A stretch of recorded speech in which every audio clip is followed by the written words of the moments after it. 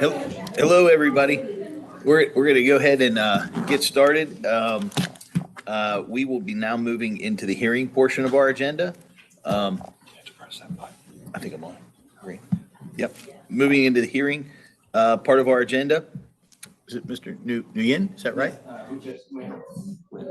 Hello, everybody. We're going to go ahead and get started. We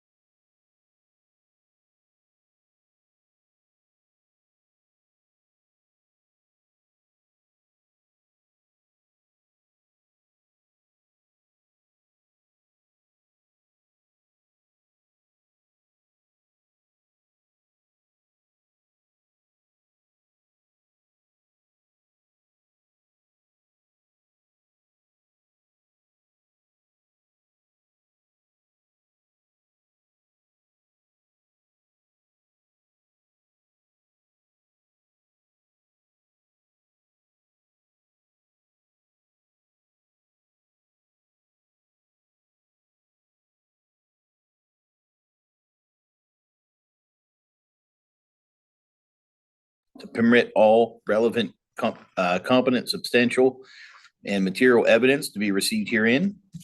I will inform all parties that the Tree Advisory Commission is acting in a quasi judicial capacity for the purpose of this hearing, and all witnesses shall testify under oath or affirmation to be administered by the court reporter or another duly authorized official.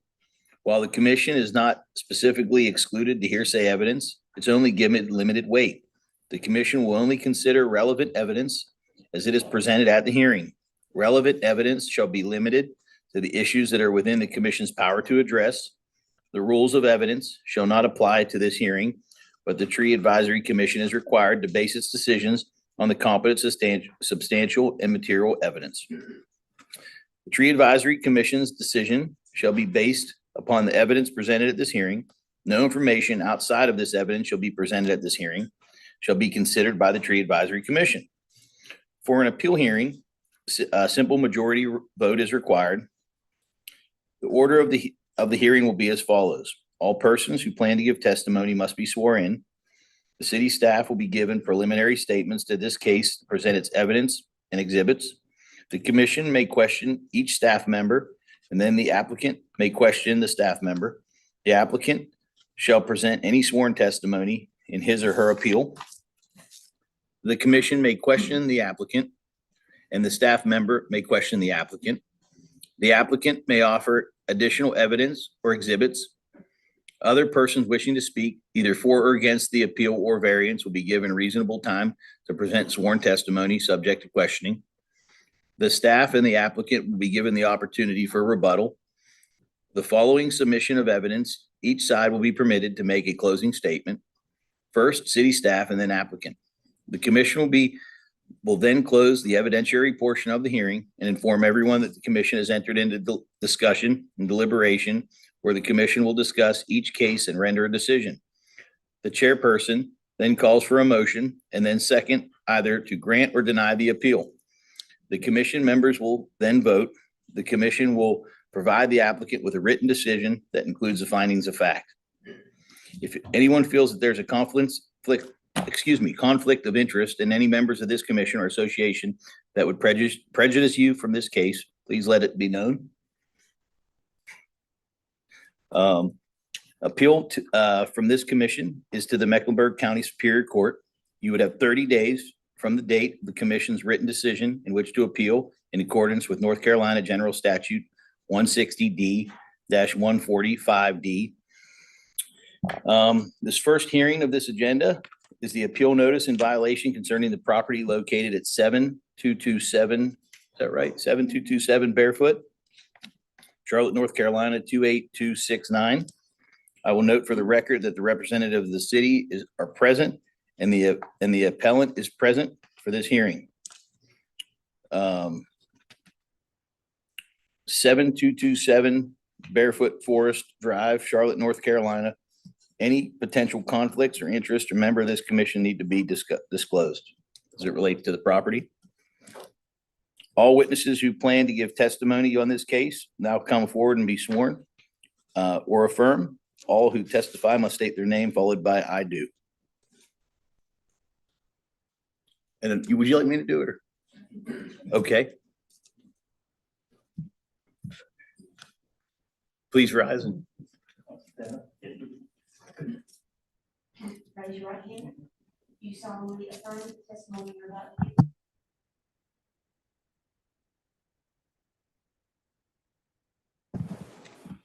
thank you.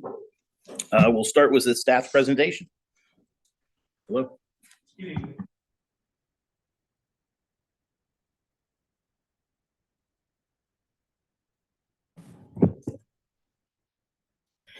If it please the commission, I'm Karen Weatherly. I am a senior assistant city attorney for the city of Charlotte.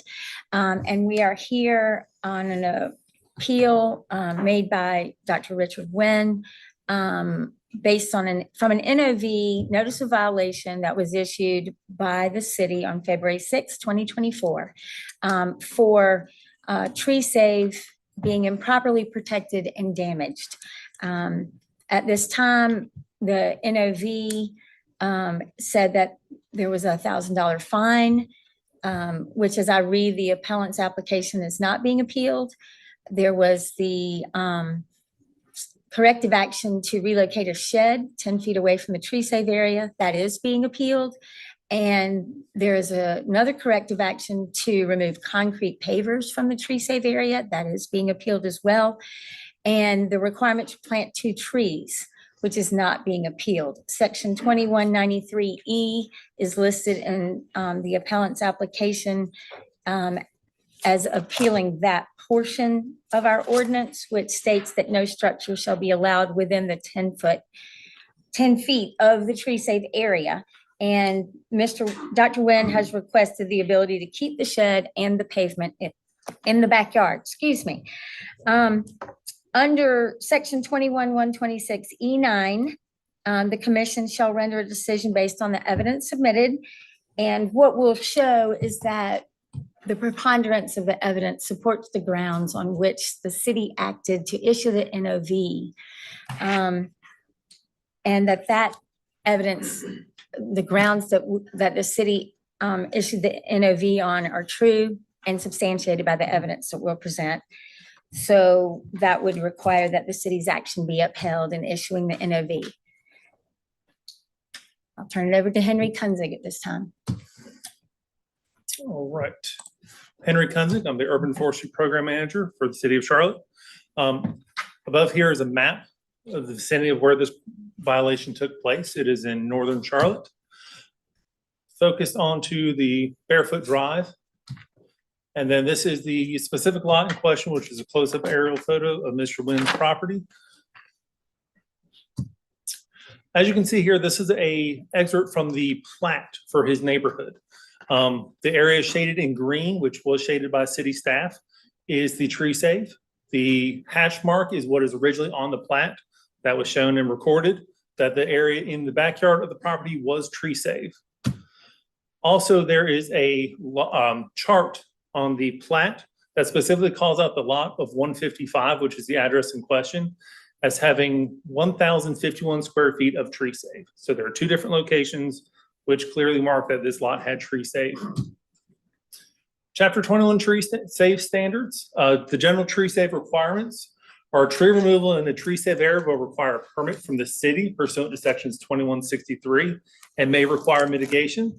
Invasive plant species and hazardous trees may be removed without city approval. Pursuant to the tree ordinance guidelines, any alterations to the tree save must be accomplished without mechanized equipment and made of organic, environmentally friendly materials unless otherwise approved by the city. And the other key point for this section of the ordinance is that no structure will be allowed within 10 feet of the tree save area. So this is a single family subdivision that was actually developed under the cluster provision. So a standard single family subdivision requires a minimum of 10%. So if a property is zoned R3, they have to provide 10% tree save. In this situation, it was actually developed on a cluster provision, which allowed a denser development in the exchange that they provide more than 10% tree save.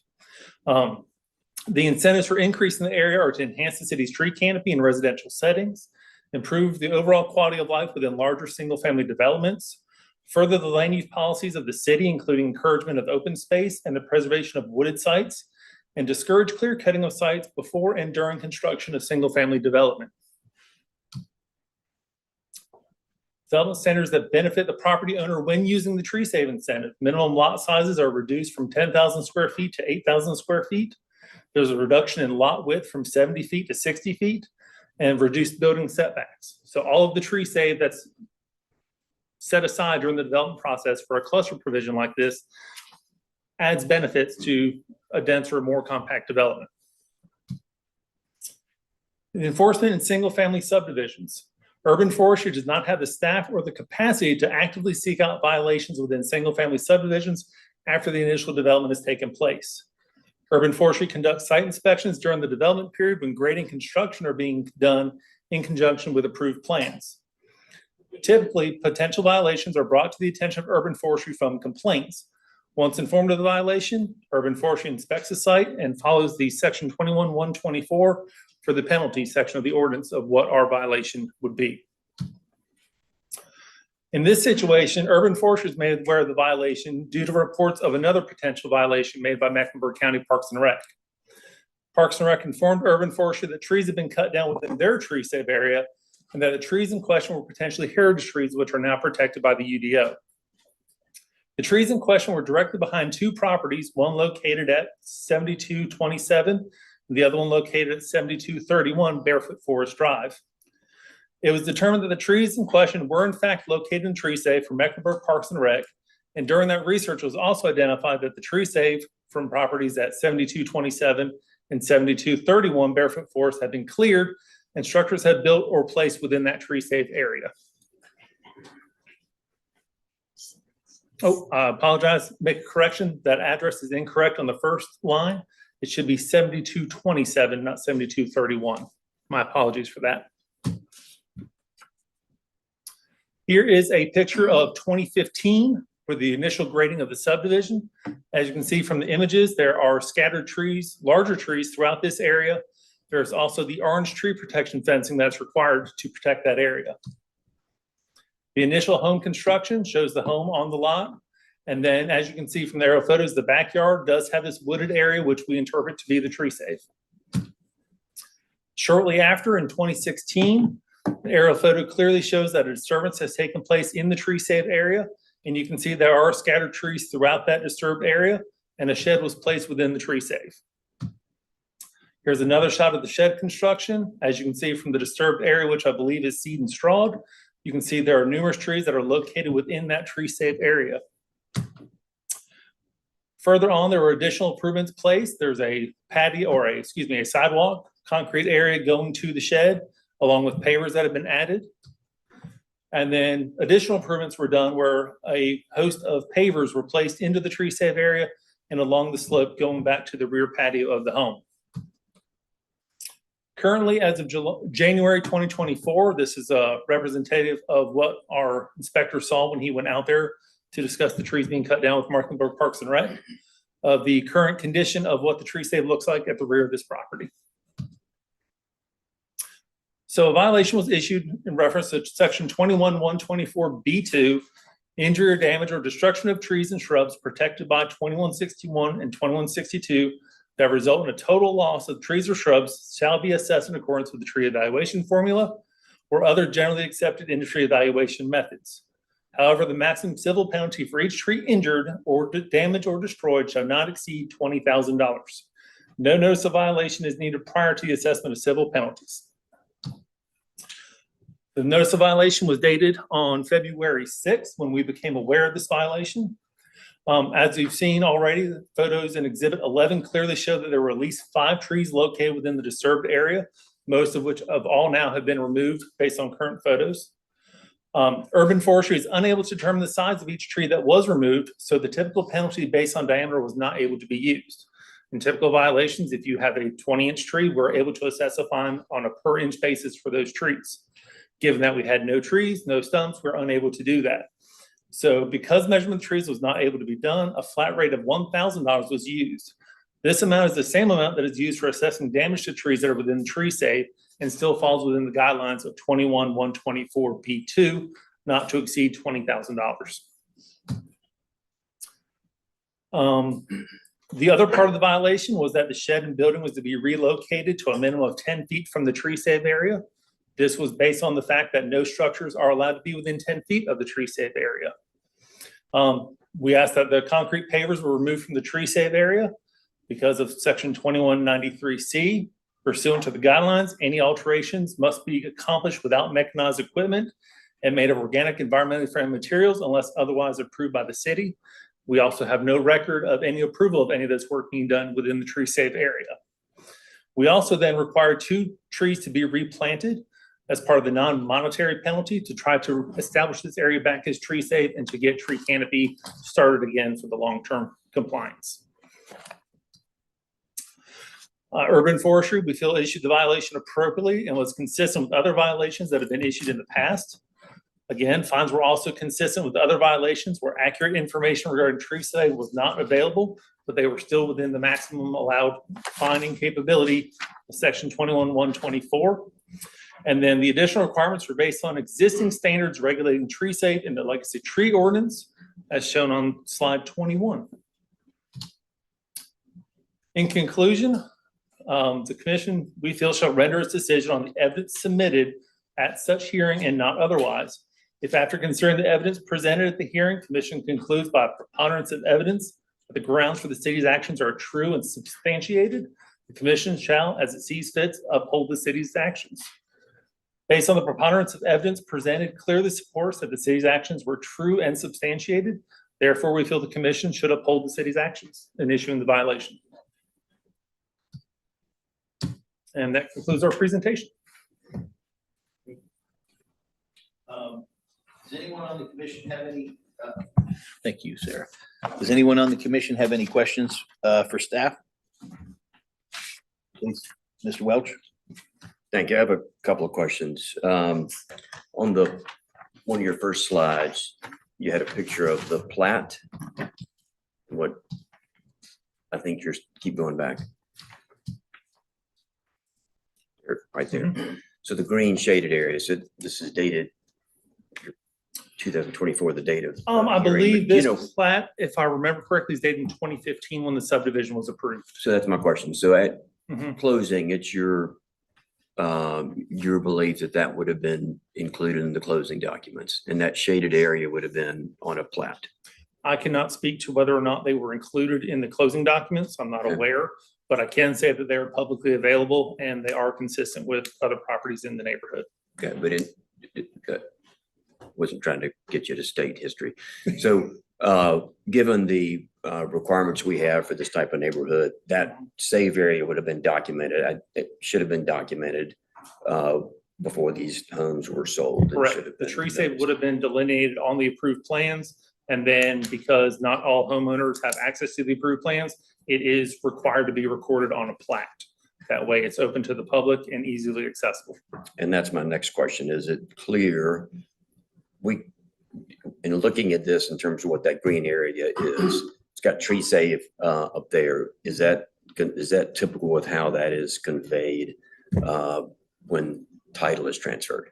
Yes. So typically when the plat is done, in this scenario, I did not adjust where it says tree save or wetlands. That is how it came on the plat. The only thing I manipulated on this was a shading of the areas to show for emphasis. Okay. So that is exactly how it was presented. All right, I understand. Thank you. And then you had one other question, get an aerial of the tree save area, the live shot with, I think from 2016 with trees, either one of those two. Okay. I guess my question is, you found out about this after the fact, I believe. I'm trying to piece together the timing. You mentioned some dates on these pictures. Mhm. Are there dates on pictures where trees existed and now those trees don't exist? I'm trying to figure out when did we last have a picture of these trees? So from my knowledge that in 2016, which is when this photo is from, there are trees in this area. So these are the same photo, just from different angles. As you can see, this area here is what I'm calling the disturbed area. I can see at least 1, 2, 3, 4, potentially tree number 5 there as being within that area. And then as of this photo, I think is most accurate. This entire area is now covered in pavers and there is not a tree within that area. And sorry, just for the record, the witness was referencing exhibits 14 and exhibit 17. Thank you. Those are all my questions. Thank you. Anyone else on the commission have any questions for staff?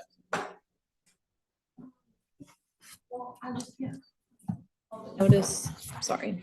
Say your name. My name's Elizabeth McGann. It just appears in this picture that all the trees are cut down in that area. Can you comment on that? Yes, so the trees in the left side of this image that are cut down and on the ground were part of the initial complaint that we received from Mecklenburg County. We are still investigating that. Mecklenburg County says they did not cut down those trees. So we're still trying to understand who might have cut those trees down. Well, and it looks to be the same in the plot above it and the plot below it. So the property adjoining to the north does Mhm. not have any trees in it. The property to the south does have this large tree that is within that area.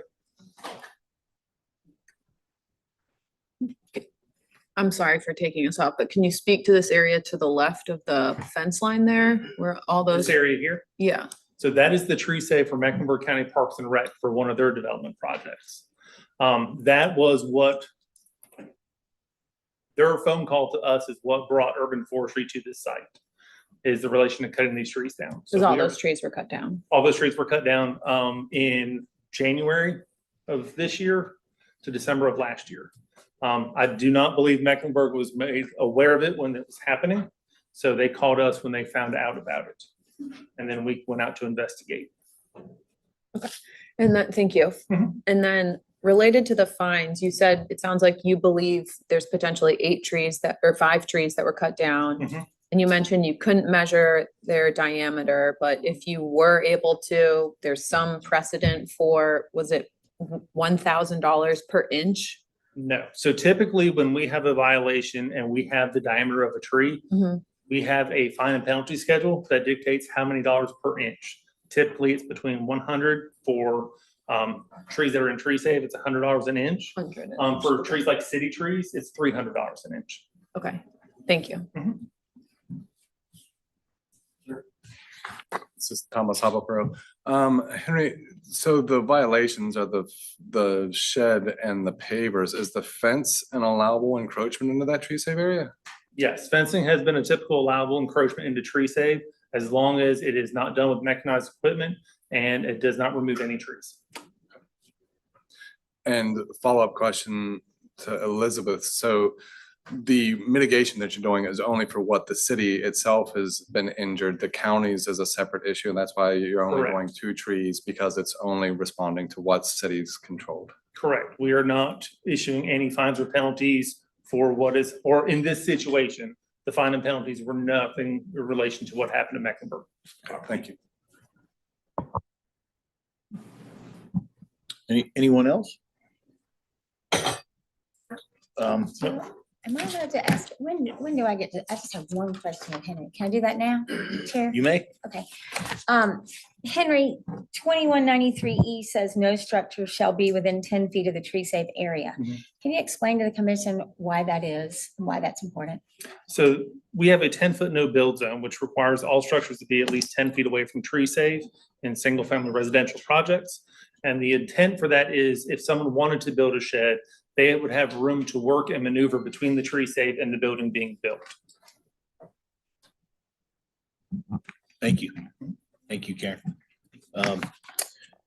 Dr. Nguyen, if you would like, if you have any questions directly for city staff, this would be the time that you get to ask them. Yes, sir.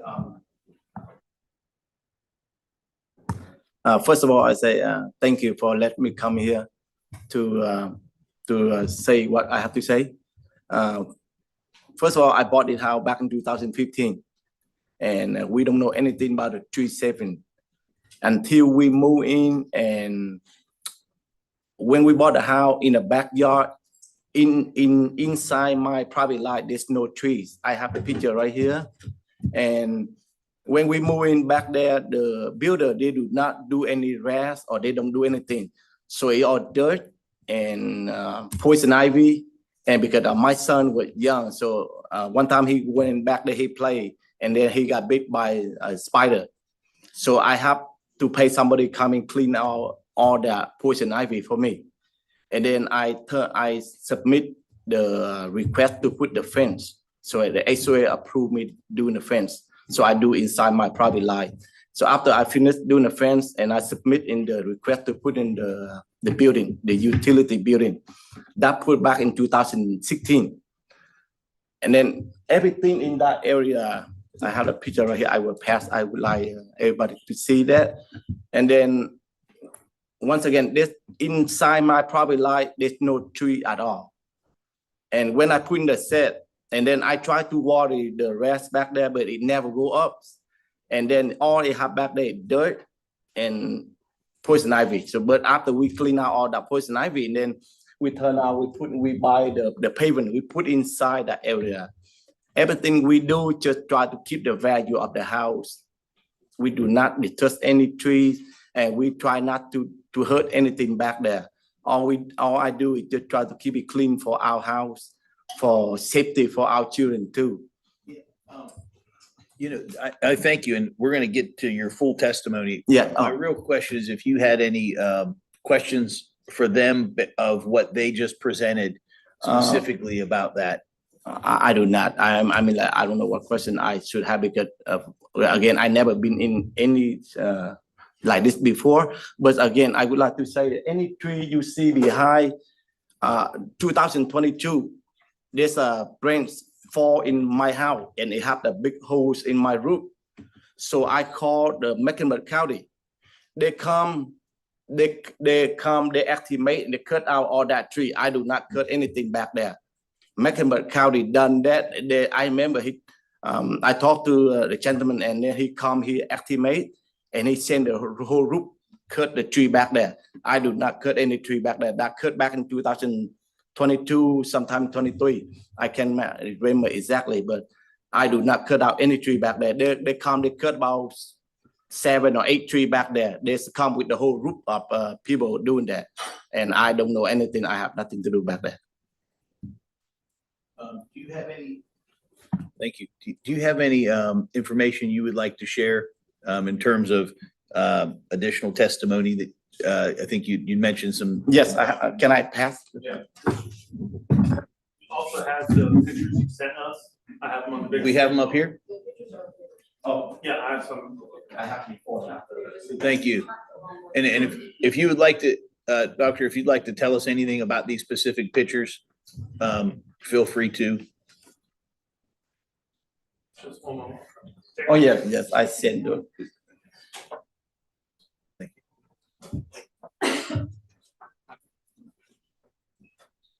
you.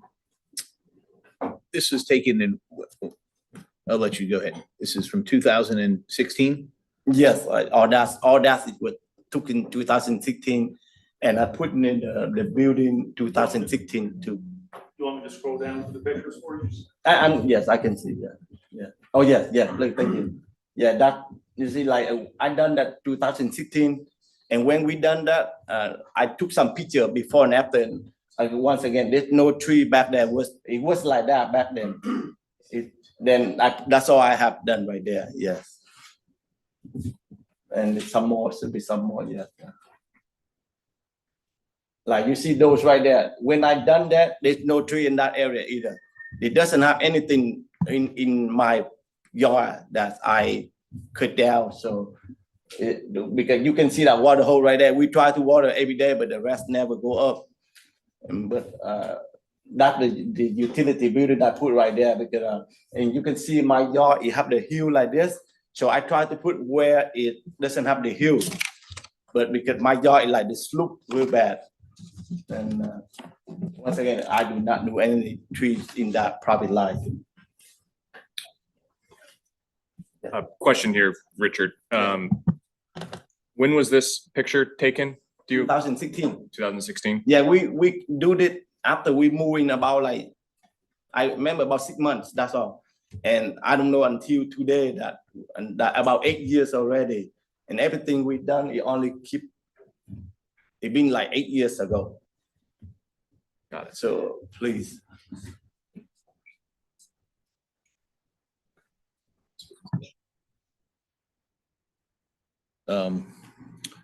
So if we were going to go ahead and open up some questions to you, sir, but Yes. just want to make sure that you've concluded your testimony. Yes, sir. If there's anything additional you want to share about the process or the timelines or anything like that.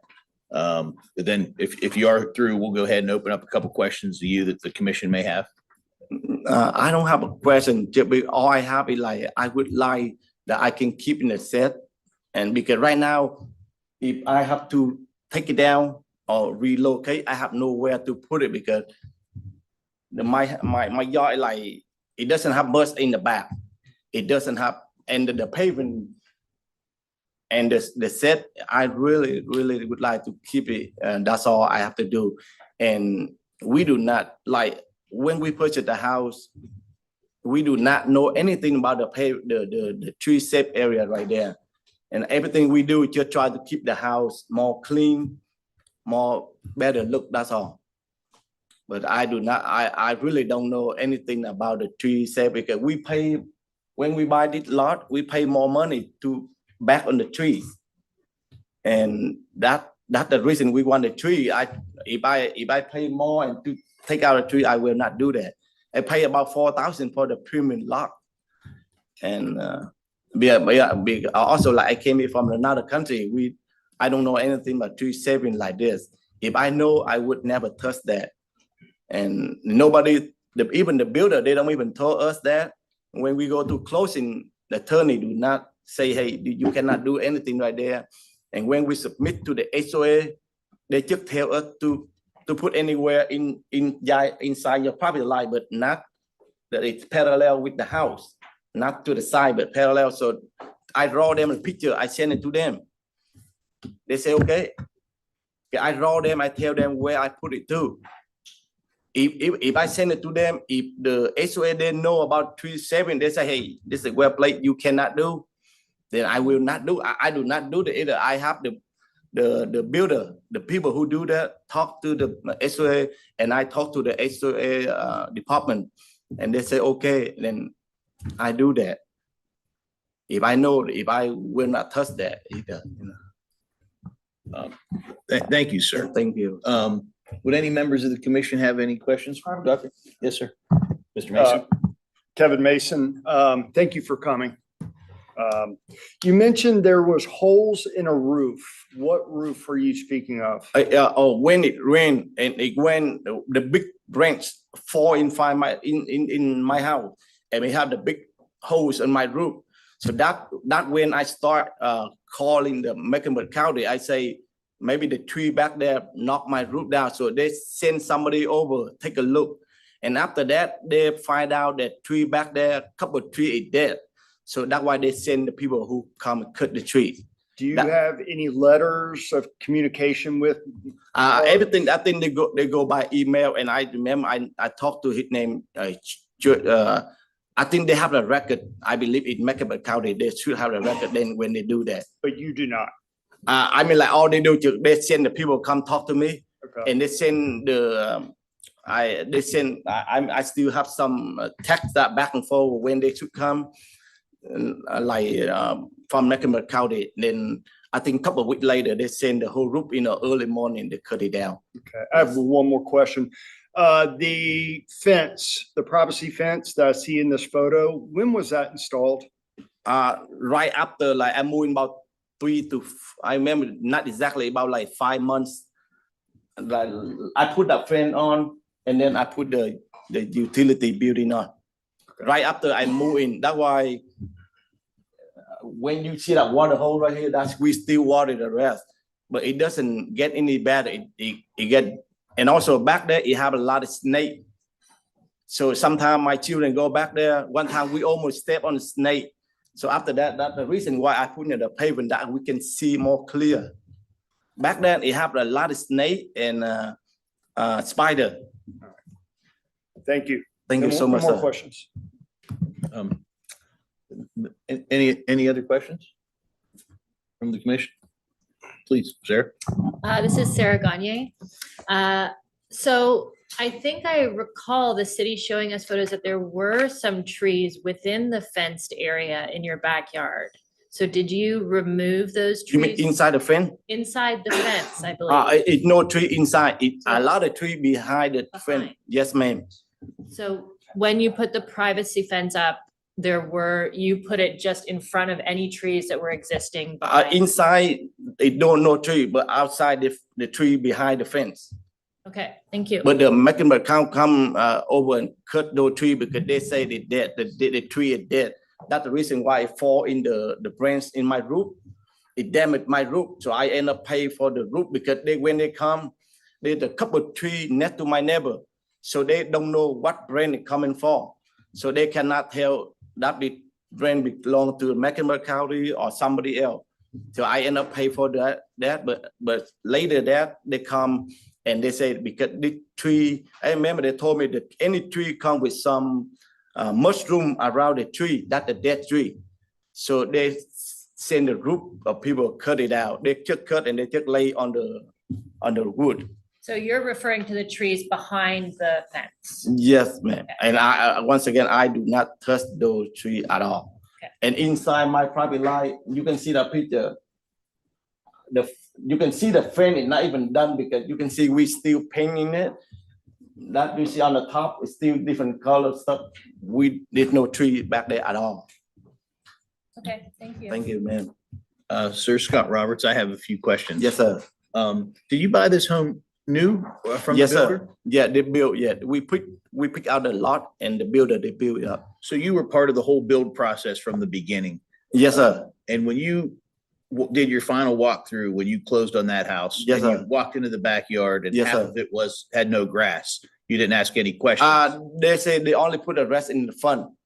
The builder, they only put in the front yard. They don't do anything backyard. There was no reason given to you why half of the yard didn't have grass. They say that part of the contract, so they put some, there's no rest anything back there, but they put some seed.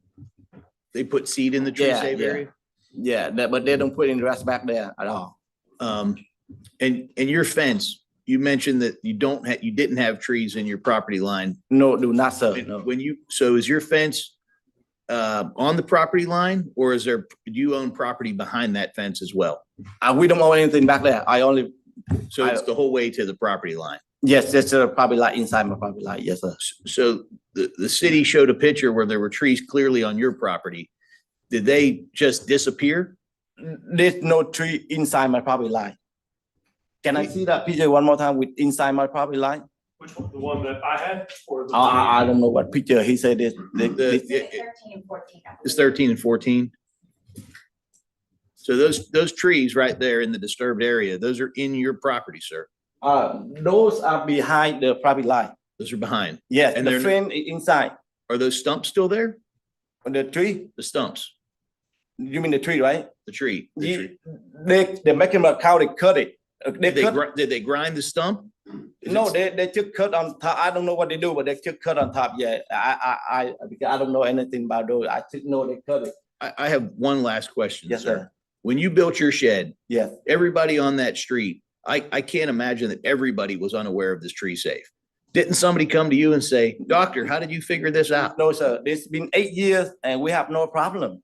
The thing is, if we have a problem, but be honest, like if a problem don't find out 8 years later, I don't think that's a problem. Who was your builder? KB Home. I don't know, Ryan Holmes. Um, And I'm sorry, anything back there is not in my private line. The fence I done, you can put back, it's inside, there's no tree inside of the fence at all. I have no more questions. Thank you, sir. Anyone? If This the, is Sarah Hart. Can we just zoom in? Are you able to zoom that in just to make it bigger? Let me see what I.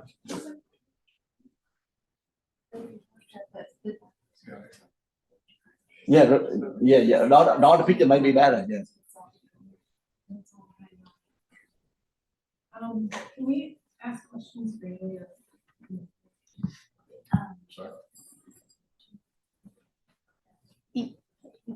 Yes, so, Mr. Chairperson, please be recognized by the chairperson, Mr. Roberts. I apologize, Sarah. I feel. No, I'm done. I just probably should not recognize myself. And make sure you're turning on your microphones as well. Thank you. Mr. Kunzig, Yes. how certain are you that the trees that you show in that section there are not the trees just beyond the fence in Richard's picture here? Yeah, that picture, you can see the tree behind the fence. I'm not 100% certain, but I would also make the argument that if what his factual statements were true, that those are not on his property, he still then damaged trees that were off his property and someone else's tree saved, based on his limits of disturbance. So I guess my question to either the trees are on his property and he disturbed them, or the trees are off of his property and he went on someone else's property and still damaged the trees on someone else's property. Because of the 10-foot clear zone. Well, not just that, but because the trees were in tree stand.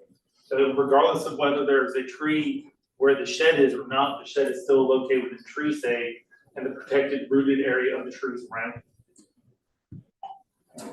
No, my brain doesn't work quite as quickly as yours, Mr. Swansea, so I just have to. Focus on one issue at a time, if you don't mind. Thank you. So just those trees themselves. So it sounds like you're not certain that the trees there are not the trees in this picture.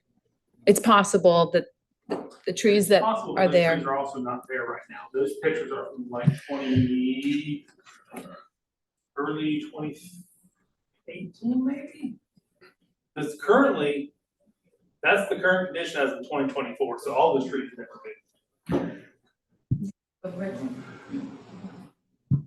If I'm, He's contesting that maybe Parks and Rec did it. that's what he had shared. I would also say that the disturbing activity within this box, that's disturbing and damaging all the trees that are in there. Whether the trees were on his property or not, they were still protected tree safe trees. And so the disturbance is the shed.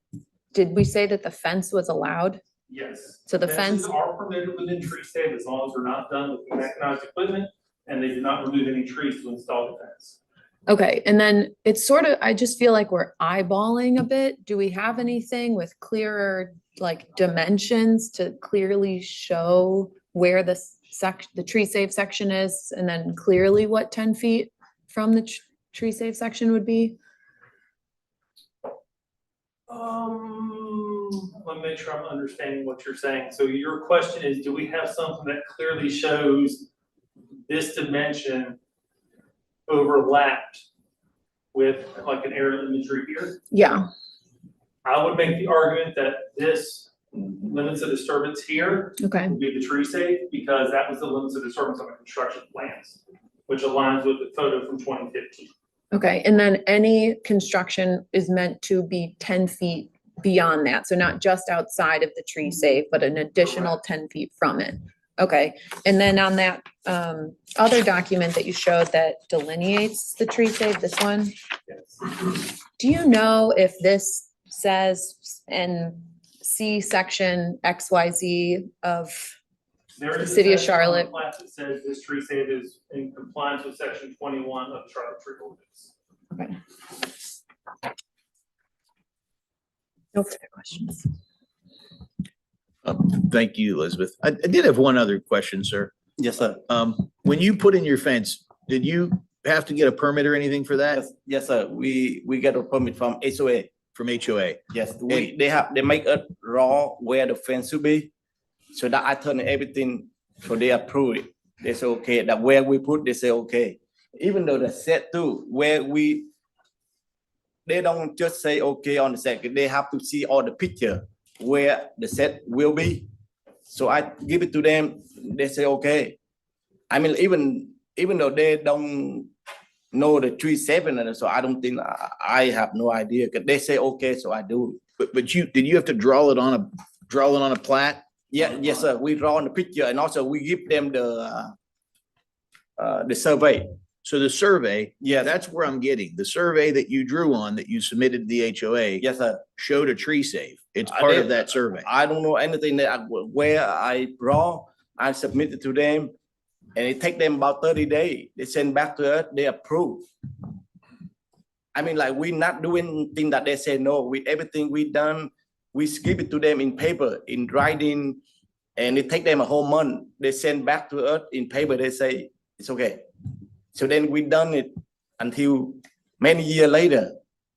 And what we have done beyond everything we done, to me, it only keep the house more better look, because it used to be all dirt, anything back there.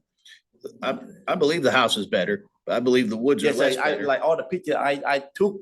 Lucky that I have some picture before at the time that I done and the time until today. And both side of my house, we do a lot of plow landscaping to make the house more better for the community. And we do not hurt anything with my understanding. But I hope like they allow to make exception somehow, because I hope everybody in here, they own a house too. And we all try to make things better. Because that way, you know. Please. Does the city have, or staff have any questions directly for applicant? No, we don't. Is there any other people to speak that you'd like to have speak, sir, or that need to speak in this particular matter for you? No, sir. Okay. No, I just come speak myself and. If not, that concludes the presentation of evidence. Mr. Chair. Yeah, please. Just for the record, I want to make sure, is the city completed with its presentation? Do you have any other witnesses? And I also wanted to note for the record that the administrator or staff person who made the decision, Joshua Blackman. Oh, sorry. Sorry, Josh Blackburn. Last name is misspelled on here, so just for correction. Thank you. That he is present and available for questioning if anyone has any questions as required by the ordinance. Thank you, Jill. Commissioner McGann has a question. Sorry, Elizabeth. Thank you.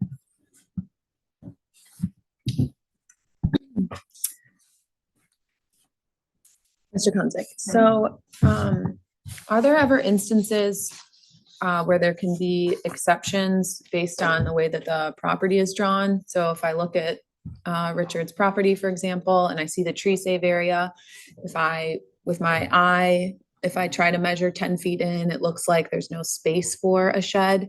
Like if he had gone through the city instead of the HOA and asked for a permit, like would there have been any situation where he could have gotten an exception because there's no space, it seems like, for a shed otherwise? Oh, I'm sorry. I would say most likely not. The city's been pretty stringent on single family regulations when it comes to building structures within single family. There was a time before, I believe it was 2019, where there was some administrative authority that was granted to the city, but that was on a very case by case basis. You had to have permits to do it. The site would have been evaluated to see if it was even an option beforehand. But that administrative authority was also taken away from us in 2019 by General Statute 160D. So that is different from commercial building, correct? Because if it was a Correct. commercial structure, if this was like a triplex or something and they were.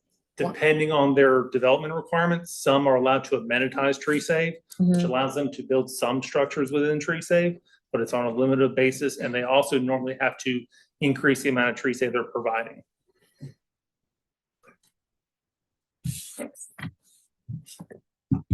Thank you. I believe that the applicant has one Yeah, further piece of information. Yeah, I have the email that from Mecklenburg County. They sent it to me that they will cut the tree. So can I show to Jill, how do we do that? So he needs to show that to the Oh. city first before, Oh, and they have the opportunity to object. It was not turned over before, but that's up to them to review and please. take a position.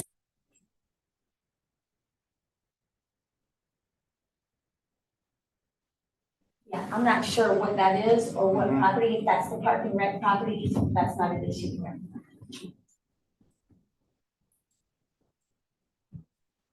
So is that for the record, is that an objection to? I haven't seen it. Oh, so well, that's he why I can, was yeah, you saying- can show it to me, yeah. On my home address that the Mecklenburg Thank County, thank you, please.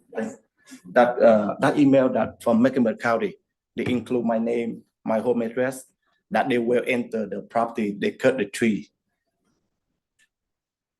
So this is a temporary right of entry and the county is requesting access to remove trees adjacent to the owner's property. Yeah. So on the park and rec property. We'd object, it's irrelevant. It's about removing trees on the park and rec property, not your property.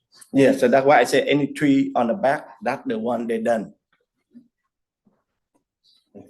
Yes, thank you. Yeah, this is Kevin Mason. Quick question. The appeal is only for moving the shed 10 feet outside the tree save. That's why we're here today, correct?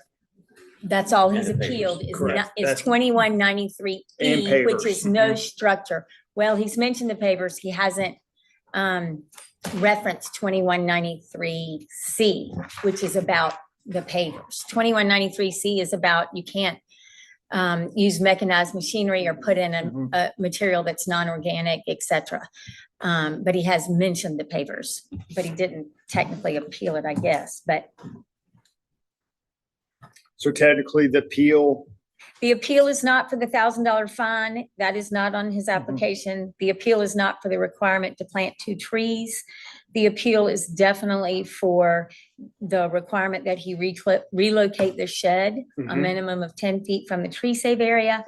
And he has requested that he be allowed to keep the concrete pavers, although he technically didn't appeal 2193 C, which is why that was issued. That helps answer your question. thank you. And Mr. Chair, if we could just go back to the evidence that the appellant wanted to introduce, there was an objection. So I'm sorry, I almost called you Your Honor. You're welcome to. That the chairperson needs to rule on, there's an objection that it was irrelevant. So is the commission going to accept it and look at the email? Or are you going to exclude that? I believe that's worth looking at. Oh, can I? Okay. Thank you, ma'am.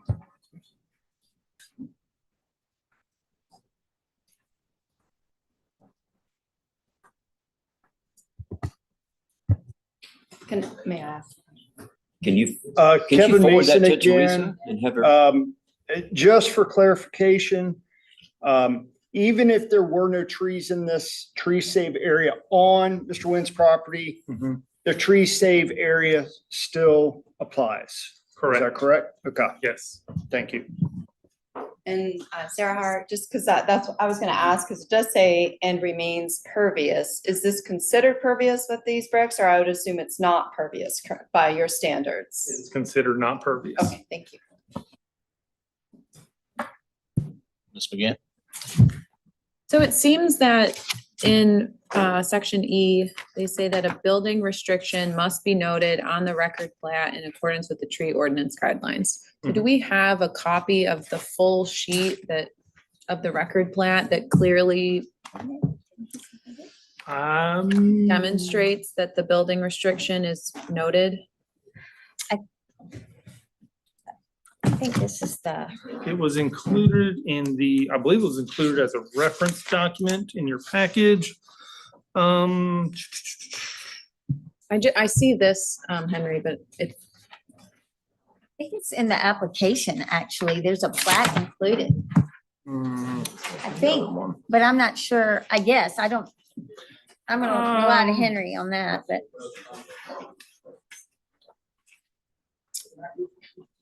It may not be included in your package.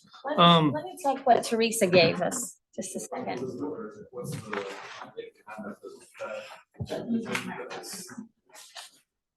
that the snippet shown in this document is inaccurate to the overall plat? If I have just arrived in Mecklenburg County when I'm on the closing date for this property or a few months before, even if I'm given, We're gonna run through, we'll deliberate this in a second. We're gonna wrap it up with that.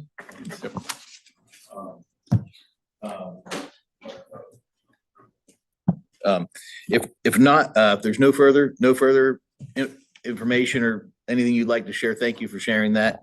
We'll go ahead and conclude the presentation of evidence. The city is done. I'm probably gonna say a couple words in the closing. I'm gonna say a couple words in the closing, if that's all right. Now, please. So the question before the board is, did Urban Forestry present you with true and substantiated evidence to support their decision to issue an NOV for violating the tree ordinance and placing a structure within the tree save area, within 10 feet of a tree save area, which, we've shown the property owner is responsible, as we all are, for knowing what restrictions are on our property, whether we have an easement, et cetera. The plats are recorded and available. I don't know about the HOA and the closing attorney, but in the end, it's the property owner's responsibility, and you may want to talk to them, but that's just not the way it works. So he has, appealed the requirement to relocate the shed. He wants to leave the pavers. Clearly, both of those things are in violation of the ordinance. And there is a reason for these ordinance requirements, given the tree canopy's importance to the city. And while I understand maybe the frustration, I think the question of whether Urban Forestry presented and substantiated their evidence is, pretty clear. So under the ordinance, if that's the case, then, we ask and think that this NOV should be upheld. Thank you, Ms. Weatherly. Any closing remarks, sir? Yes, sir. I would please give, all I ask, if I have to, once again, I don't never remove any trees back there. But if they want us to plant the 2 trees, like it's on the paper, on the email, mail, it said plant 2 trees, I have no problem to plant 2 trees back there. But I would like to keep the set and the pavement. And I will remove some pavement now and plant the tree if they want us to plant a tree. But once again, I only do that because the letter asked me to plant a tree, but I never remove any tree in my property lines. Like I took the picture when I done the fence and the building. There's no tree back there. But I would please help me to keep the set, because I paid for about $8,000 for that set back then. And the pavement, we spent a lot of money to put back there. That's all I'm asking. So please, we don't do anything to hurt the value of the house. We only try to keep it clean, safety for children. That's all. Please. Thank you. Thank you, sir. Thank you. So that concludes the presentation of evidence. The commission will now begin its deliberation process. Interesting parties are not permitted to address the commission during the portion of this portion of the meeting. However, everyone is permitted to remain present and listen quietly to the commission's discussions and votes. We'll go ahead and open this up to a general discussion amongst the commissioners.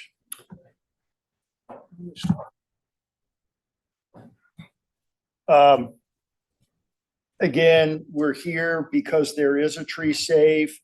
We're not here for removal of any trees. The tree save must have no structure and no impervious area, which is currently there. So I think we all need to kind of keep that in mind. Again, it's an ordinance. And it's just a requirement that we all have to follow.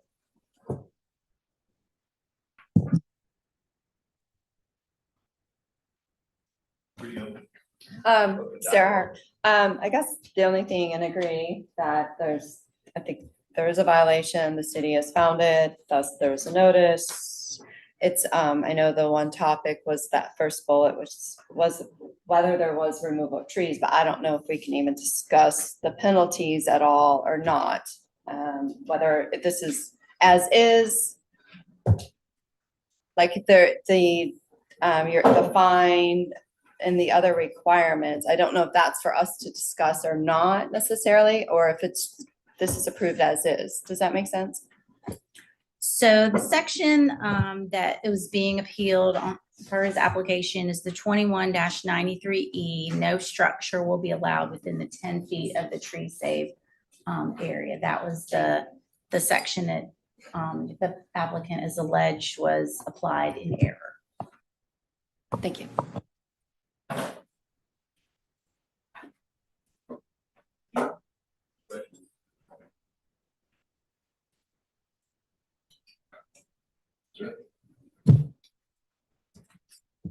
But there is a different code, 2193C, that applies to the pavers in the tree save area that he didn't. So do I read that his application saying he's not protesting removing the pavers because it's not in his application? Yes, he has not appealed that It's just section. moving He's the building. he's not saying it was applied in error, but he has included in there, he would like to keep it. That's part of his ask. Okay, thank you.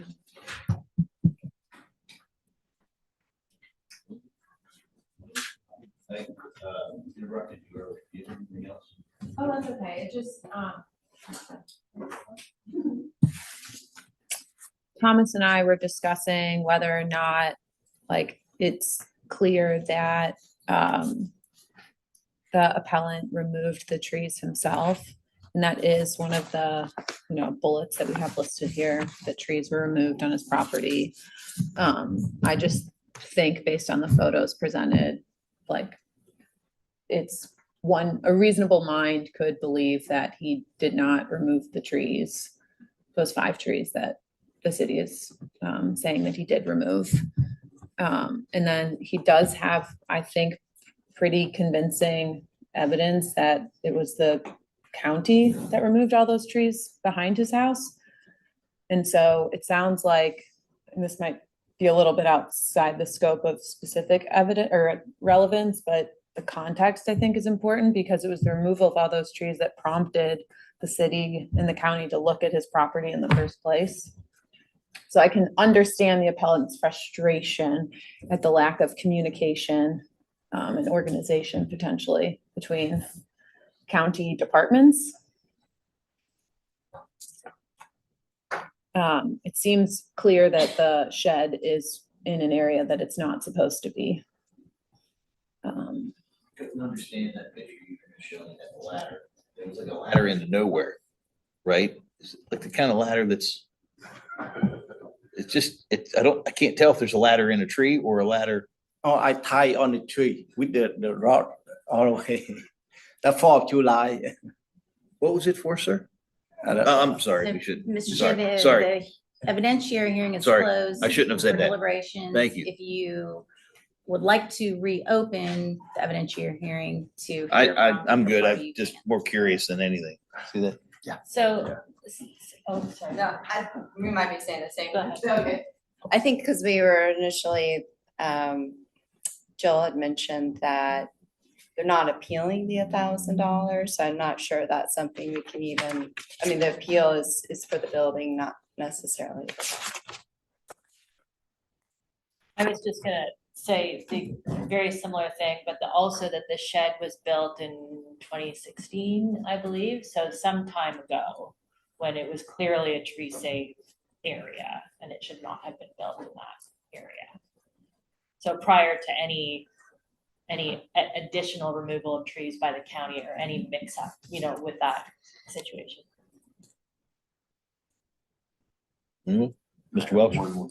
Sorry, one clarification that Jill, this may be a question for you. I want to follow up on Kevin's point. about what's being appealed. There would, I think council mentioned there wasn't a specific reference to the pavement, but he does, Dr. Nguyen does say in writing, he would like to keep the shed and the pavers. And so I think as we're interpreting that, I think we need to take as our orders that the appeal is to keep the shed and the pavers. I guess I'd like your opinion on that, first of all. The bottom of his paragraph on the second page. Is any, That's a good point. I mean, it's not noted in the item section of his application, but it is noted in the writing section at the end that he is appealing both the pavers and the shed. I mean, is it safe to say if you're appealing 2193 in general, that it could cover, C or E or? Yeah, I don't think you could stretch it that far for 93E to encompass everything, because he does mention in the last sentence, we request the ability to keep the shed and the pavement in the backyard. I guess you could interpret that a little bit broader, including the pavement. That he's challenging that, although that's up to you. Okay, but anyway, just clarification, that's the way I interpret that. And I guess my other broader comment is there seemed to be uncertainty about the trees, and I'm just going to leave that at that. I think ultimately it is the homeowner's responsibility to know of a tree save and comply with it. And we have a tree save. And I don't doubt that the owner didn't realize this in this point, but the tree save is designed to keep vegetation, whether it's trees, grass, shrubbery, landscaping, pervious ground, and to not have impervious expanded areas. And I think the owner may have gotten misguidance from the HOA. HOAs are important. The irony of me saying that is not lost on me, but ultimately it's the city and it's the owner's responsibility. And I think here there was a tree save. It seems pretty clear. It was documented in closing documents and any title transfer of ownership. In the shed and the pavers were built on top of the tree save. I just want to note that while I like to agree with all of my colleagues here and everyone's making great points, I do regret that we haven't seen in writing this building restriction noted on the record plat. And so while I think all want to believe that it's there and that it was clear to this individual, we have not seen that in writing. So unfortunately that wasn't included. So we're all speculating to some degree that was a document that he was given or that even exists.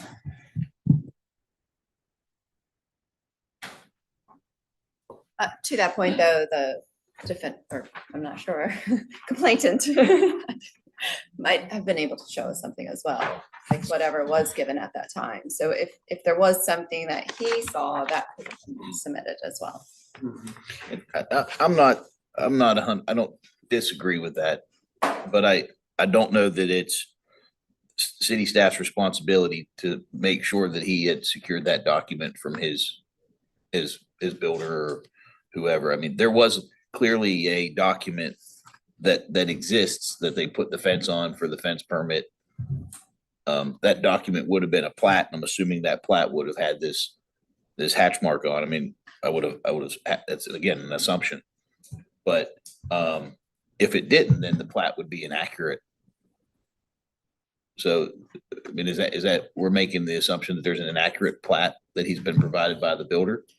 I don't want to make any assumptions. I'm just saying I wish that I could remove any assumption and clearly see that the document is correctly noting a building restriction. Because it's concerning that, and I know we're not related to the HOA in any way, so maybe I shouldn't bring that point up. The thing I have issue with is we're supposed to make sure that this law is being applied correctly, or this ordinance being applied correctly. And a key component of it is that the building restriction must, it says must be noted on the record plat. And we don't know that it was. Elizabeth, I think what you're asking is for some kind of evidence that was not presented tonight. That's what it is. So, Yeah, that's correct. Sir. So whether there were trees there or not, that's irrelevant. The actual question is there are structures in a tree save area and proximate to another tree save area. And the entire reason that tree save areas are protected and the areas adjacent to them is so that they don't cause damage to the trees. So and you can see from a time lapse that whether or not there were trees on this property, there were trees adjacent. And the impervious area was added to the area adjacent to existing trees. And then those trees ended up dying and had to be taken out by the Parks Department. So clearly there was an adverse effect from this. There still persists impervious within this tree save area. If we're looking to see like, did the city properly give notice of violation? Like, I think it's pretty clear that that is in violation of the ordinance and was then and persists today. So I think that's pretty clear of what the city's issue was and anecdotally what the ramifications of that impact was.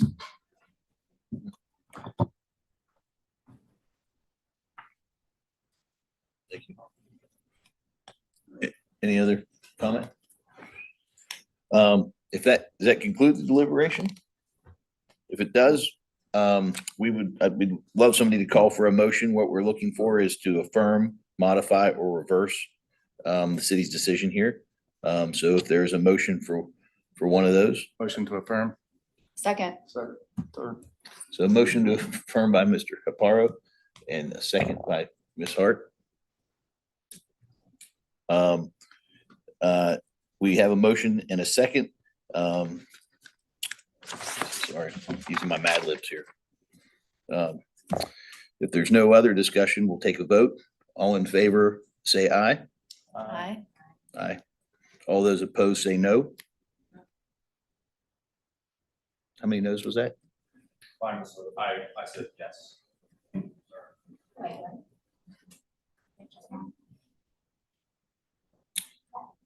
It looks like the motion to affirm passes on a vote of, is it 8-1? Is that right? 8-1. Thank you. If the staff presented a finding of fact. Karen, do you have a finding of fact? No, but I will get you one as soon as possible. Thank you. Thank you. I'll work with Miss Weatherly on a. Thank you. Skip ahead. We don't have to do a motion on that, do we? The finding of fact, No, they'll just be presented at the next meeting, probably incorporated into the minutes, and you'll just, when you approve the minutes, the findings of fact will be included in there, so you'll have the opportunity to review them and approve them thank you. at the next meeting. Sorry about that, Mr. Chair. I should have had it there, but thank you. No, thank you. I'm just going through I'm just going through Jill's list, right? So, so the motion to affirm this decision has been passed. All the parties will receive a written copy of the decision. If there's any questions, please contact the clerk and Commissioner Teresa Ray, and we would adjourn this proceeding. We thank you, sir. Thank you.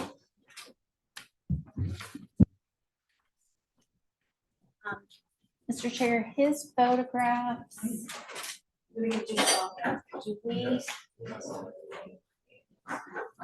Do we have a copy of these? We'll need a copy of each of. I need to. There's some additional ones. You can keep it. Yeah, is it okay if we hold on to this Yes, ma'am. and then Yes, ma'am. in 30 days, Yes, if ma'am. if it's not appealed, they'll be returned to you. So I'm gonna mark these as his exhibits. They're his, right? Or are these yours? Those are his. Okay, great, thanks. So do you want to give it an exhibit number or?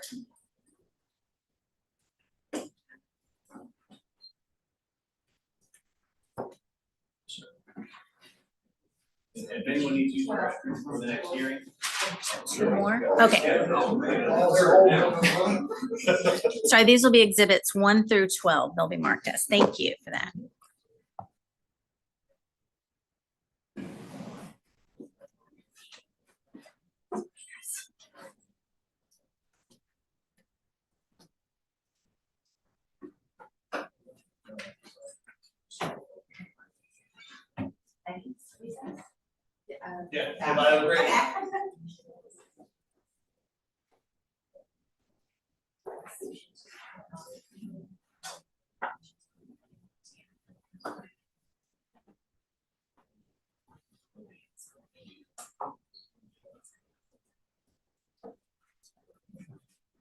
Sure, we appreciate it. We're all done. Okay, good. Sorry. This is good. I can hand back here, right? I can sit back here. Absolutely. Oh. Absolutely. Thank you.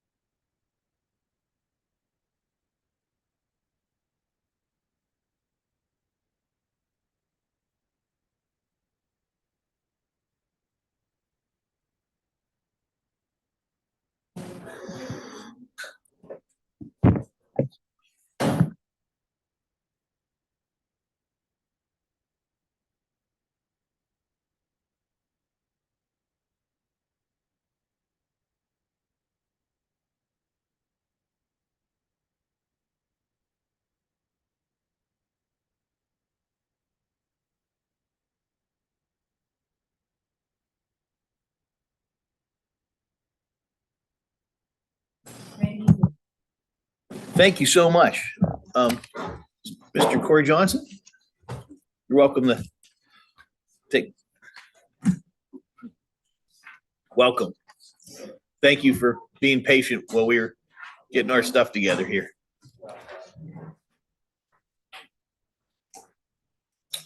We're moving to our second hearing of the evening. All phases of this hearing, including the Tree Save Advisory Commission's deliberations, are being recorded and will be open to the public. Except the Tree Advisory Commission may go into closed session to consult with its attorney pursuant to North Carolina General Statute, Section 143-318.11A3. The Tree Advisory Commission will enforce the rules of conduct and decorum to permit and secure a full, fair, and orderly hearing, and to permit all relevant, competent, and substantial material evidence to be received herein. I will inform all parties that the Tree Advisory Commission is acting as a quasi-judicial capacity for the purpose of this hearing. All witnesses shall testify under oath, and the affirmation be administered by the court reporter or duly authorized official. While the commission will not specifically exclude hearsay evidence, it will be given limited weight. The commission will only consider relevant evidence presented in this hearing. Relevant evidence shall be limited to the issues that are within the commissioner's power to address. The rules of evidence shall not apply to this hearing, but the Tree Advisory Commission is required to base its decision on competent, substantial, and material evidence. The Tree Advisory Commission decision shall be based on all the evidence presented at this hearing. No information outside of the evidence presented at this hearing shall be considered by the Tree Advisory Commission. For this appeal hearing, a simple majority vote is required. The order of the hearing will be as follows. All persons who plan to give testimony must be sworn in. The city staff will be given a preliminary statement of case and present its evidence and exhibits. The commission may question each staff member, and the appellant may question the staff member. The applicant shall then present any sworn testimony in support of his or her appeal. The commission may question the applicant, and the staff member may question the applicant. The applicant may offer any additional evidence or exhibits. Other persons wishing to speak either for or against the appeal or variance will be given reasonable time to present sworn testimony, be subject to questioning. The staff and then the applicant will be given opportunity for rebuttal. The following submission of the evidence for each side will be presented to make a closing statement. The city staff and then the applicant. The commission will close the evidentiary portion of this hearing and inform everyone that the commission has entered into a discussion and inform and deliberation where the commission will discuss the case and render a decision. The chairperson will then call for a motion and a second and grant or deny the appeal. The commission members will then vote. The commission will provide the applicant with a written decision that includes a finding of fact and conclusions of law. If you feel there's a conflict of interest by any members of this commission or the association would prejudice your case, please let it be known at the start of this case. Appeal from this commission is to the Mecklenburg County Superior Court. You have 30 days from the date of this commission written decision to appeal in accordance with North Carolina General Statute 160D-1405D. The second hearing on this agenda tonight is the appeal notice violation concerning the property located at 7231 Barefoot Forest Drive, Charlotte, North Carolina, 28269. I will note for the record that the representatives of the city are present and the appellant is present for this hearing. If there are any conflicts of the address 7239, conflicts of interest or potential conflicts, members of the commission need to now disclose that. All witnesses who plan to give testimony today, please stand to be sworn and affirm and state their name following by I do.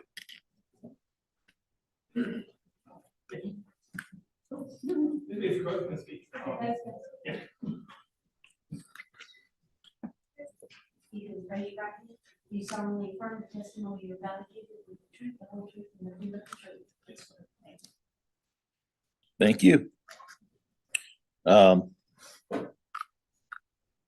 Welcome. We will go ahead and start with this city staff's presentation.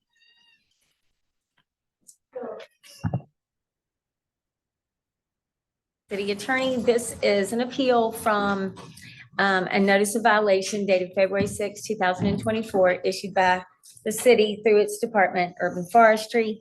And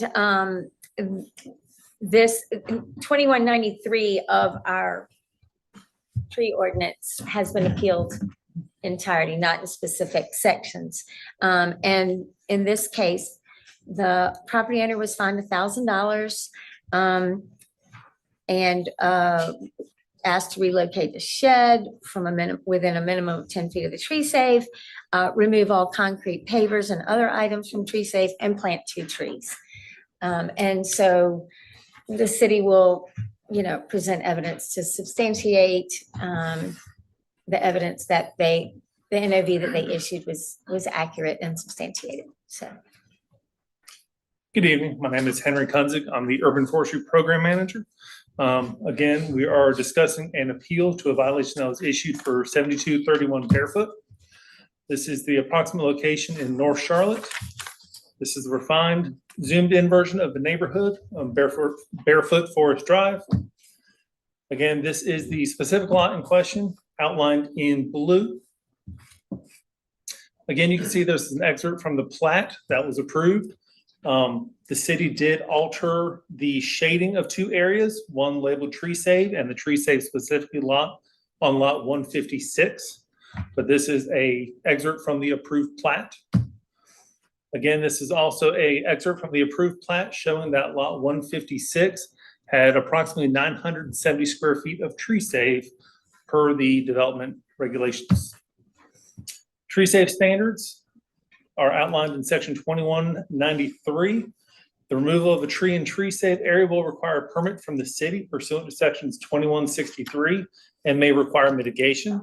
Invasive plant species and hazardous trees may be removed without city approval. Pursuant to the tree ordinance guidelines, any alterations to the tree save area must be accomplished without mechanized equipment and made of organic, environmentally friendly materials unless otherwise approved by the city. And no structure will be allowed within 10 feet of tree save areas. Again, this is part of a single-family subdivision which had a bare minimum requirement of 10% tree save. Because this site developed at a cluster which allowed greater density, they were required to protect greater than 10% tree save. The incentives for increasing this tree save, the benefits of increasing the tree save are to enhance the city's tree canopy in residential settings, improve the overall quality of life within the larger single-family developments, further the land use policies of the city, including encouragement of open space and preservation of wooded sites, and to discourage clear cutting of sites and during construction of single-family development. This property, as I discussed, had used the incentive, which allowed the reduction of the lot sizes from a 10,000 square foot minimum to 8,000 square feet.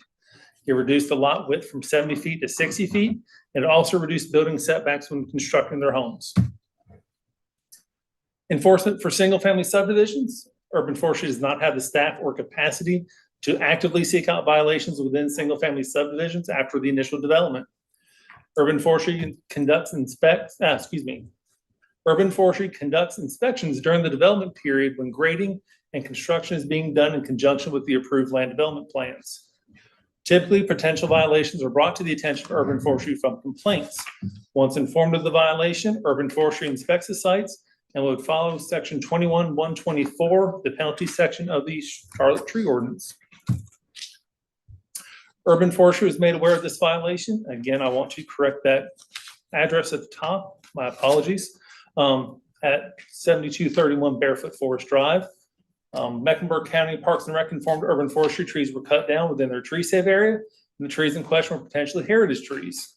The trees in question were directly behind 2 properties located at 7227 and 7231 Barefoot Forest Drive.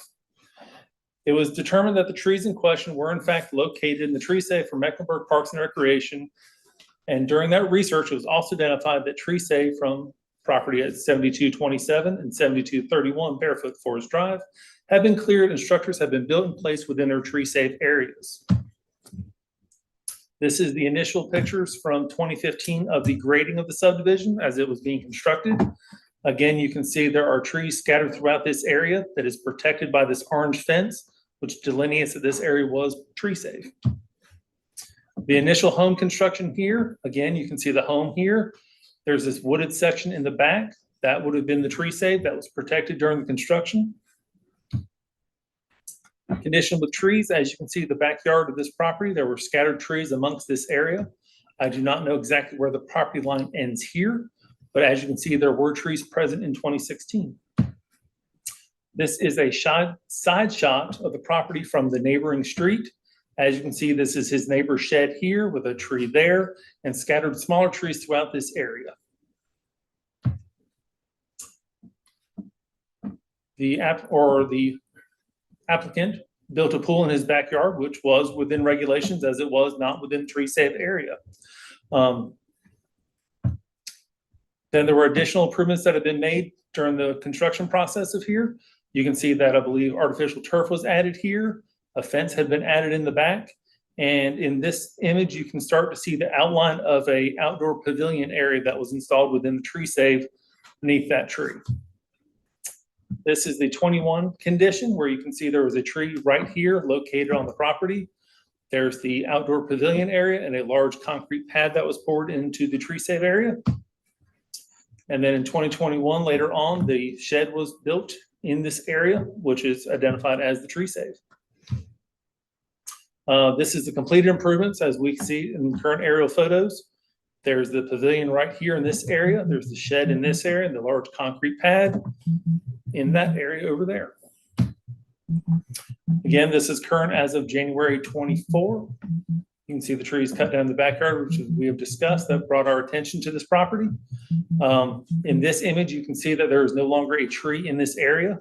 It had been removed. We issued the violation for 21-124, injury or damage to the destruction of trees and shrubs protected by section 2161 and 2162 that result in the total loss of the tree shall be assessed in accordance with the tree evaluation formula or other generally accepted industry evaluation method. However, maximum civil penalty for each tree shall not exceed $20,000 and no notice of violation is needed prior to the assessment of civil penalties. We issued the notice of violation in February of 2006. Photos and exhibits 14 and 15 clearly show that an unknown number of trees were present. As of today, all of the trees have been removed. Again, urban forestry is unable to determine the size of each tree that was removed, so a typical penalty based on per inch evaluation is not able to be done. Because we're not able to do that, a flat rate of $1,000 was used. That is also the same amount that is assessed when damaging trees that are within the tree safe that do not result in a total loss. The shed or building was to be relocated a minimum 10 foot from the tree safe. In accordance with section 2193E, those structures are allowed within the 10 foot of the tree safe area. We requested that they remove all concrete and pavers from the tree safe area.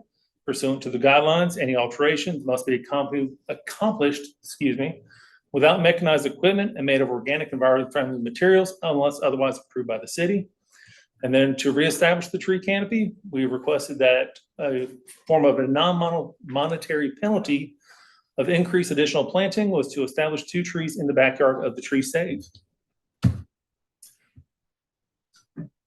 Urban Forestry is made aware during the application that a building permit was applied for to build the second structure that was in the rear of the yard that was located in the tree save. While building permits received from Mecklenburg County only look at the location of the building in relation to zoning setbacks, other development requirements such as tree save and or built upon area restrictions are the responsibility of the owner. This is a copy of the plans that were submitted by Nathan Powell of Tough Shed Incorporated. And that is the approximate location they showed of the shed outlined in green. Again, this was provided to us. We feel Urban Forestry issued the violation appropriately and was consistent with other violations that have been issued in the past. The fines were consistent with other violations where accurate information regarding tree size was not available. Fines were also within the outlines of 21-124B2, not to exceed $20,000 per tree. And then the additional requirements are based on existing standards regulating tree save in the legacy tree ordinance, as shown on slide 24 of this presentation. At the conclusion of the hearing, the commission shall render its decision on the evidence submitted at such hearing and not otherwise. If after considering the evidence presented at hearing, the commission concludes by preponderance of evidence that the grounds of the city's actions are true and sustained, the commission shall, as it sees fit, uphold the city's action. The preponderance of the evidence presented clearly supports that the city's actions are true and substantiated. Therefore, the commission must uphold the city's actions. And that concludes our presentation. Thank you, Henry. Ms. Chair, I Weatherly? have a question of Mr. Punzek. Could you look at the appeal application form submitted by property owners? I don't know what exhibit number that should be. This one's 26, so I guess number 27? Or is it a part of the record, Jill? The application is a part of the Okay. record already. Okay, so at the top of Form 3, there are questions with yes or no answers. The second question, well, first question is, has work started on this project? The answer was yes. If yes, did you obtain a tree work permit? And the answer was yes. Do you know of any tree work permit being issued by the city? Have we seen a copy? And I believe it says, if yes, please attach a copy. Do you see one attached, and do you know of that? No, we did not receive a copy, and I'm unaware of any permits that were issued. Thank you. Thank you. Do any of the commissioners have questions for the staff? Mr. Nergan? Good evening. Thank Can you go Sorry. back? Yeah, sorry, this is Nate Negrin. Can you go back to initially where you said the Mecklenburg County notified you of some heritage trees? That slide? Just wanted some clarification. Yeah, the middle paragraph. What is that's it's a little vague. Like it said Mecklenburg Parks and Rec informed urban forestries of trees that were cut down within their tree save area, that the trees in question were potentially heritage trees. So is that implying that they don't know who cut the trees down? Are they giving you a heads up that they would like to remove heritage trees? Can It was a you- notification that something had happened on their property, and they wanted us to investigate it. Okay, In nowhere are we saying that the applicant did the work. We're just simply stating for the record, that's how we found this. so Mecklenburg Parks and Rec called you and said there's some trees that were removed. They didn't call you ahead of time to say, can we get a permit to remove heritage trees? Not that I'm aware of. I'm no. just, okay, Mhm. this is like after the fact. All right. Mr. Welch? Yeah, just to follow up on that, that's a good question. Are the trees here in question in the county park area, not the, The trees in Resident? question are on the resident's property here. all right, thank you. So can you go back to the question about the structure, your comment about the structure that was added and there was a permit salt? This one Thank you. Yeah, there was a permit applied for and approved by Mecklenburg County. by Mecklenburg Mhm. County. But Mecklenburg County would not necessarily have informed the owner of the tree save Correct. area. Is that correct? That is correct. The owner is responsible for knowing the tree save area. Correct. But I do find it a bit confusing that if an owner applies for a permit, how would an owner be able to tell everything with a city or a county that they're have to be in compliance with? Mhm. All right, thank you. Just as a general question, is the city also issue building permits, or would this fall under Mecklenburg County's jurisdiction for this permit? So this permit was solely issued by Mecklenburg County. The city did not review permits at this time, at the time the work was done. Currently, yes, the city does review permits along with Mecklenburg County for city requirements.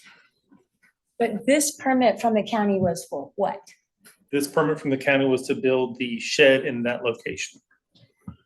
And would the city have picked up on the tree safe permit if this is the document that was provided? Currently, yes. How about when it was requested? When the applicant Permit submitted was- for these permits, no, because the city staff did not review those permits. Okay, and I'm sorry, I didn't jump in, but I had one more question. The permit was for the shed, not the concrete. There's also a concrete pad, as I recall. There was no permit salt or maybe required for the I concrete was pad. unable to find any permits for anything other than the shed. To your knowledge, would a permit be required? for a concrete pad? I cannot speak to all of Mecklenburg County's regulations. I don't know. Okay, thank you. Please, Ms. And Cunningham. so why is Mecklenburg County involved in issuing a permit here? Is it because it's adjacent to county land or? Because from my understanding, they needed a building permit to build the shed. So Mecklenburg County issues building permits. Please. Elizabeth. I see in item E, it says for urban zones, the 10-foot building restriction may be counted toward the tree safe area requirement, et cetera. Can you just explain that? So that is an option given to commercial projects that are in an urban zone designation, such as neighborhood services, mixed-use development. That is a commercial regulation. It does not apply to single-family residential projects. Okay, and how would someone know that? Sorry, just by reading the tree save requirements.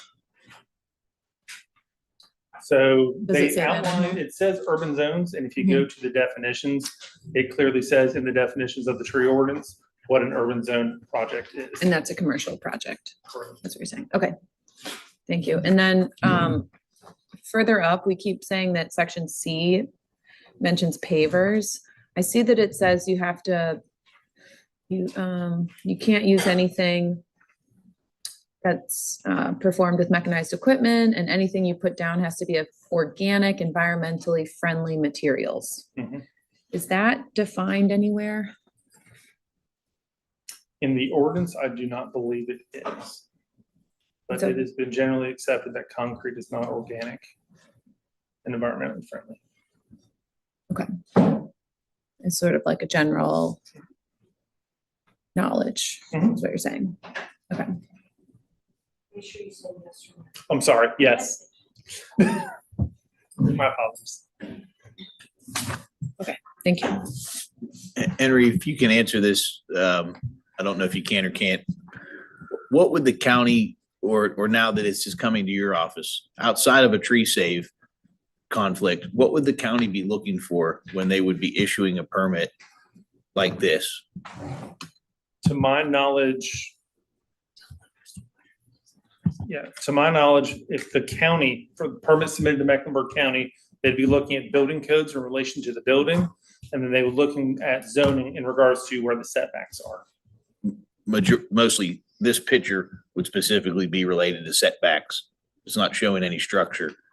That's what they'd be determining, whether that fit in that parcel with setbacks. Is that right? Side yard. Side yard setbacks, rear yard setbacks, that's what the zoning component of that permit would be looking for.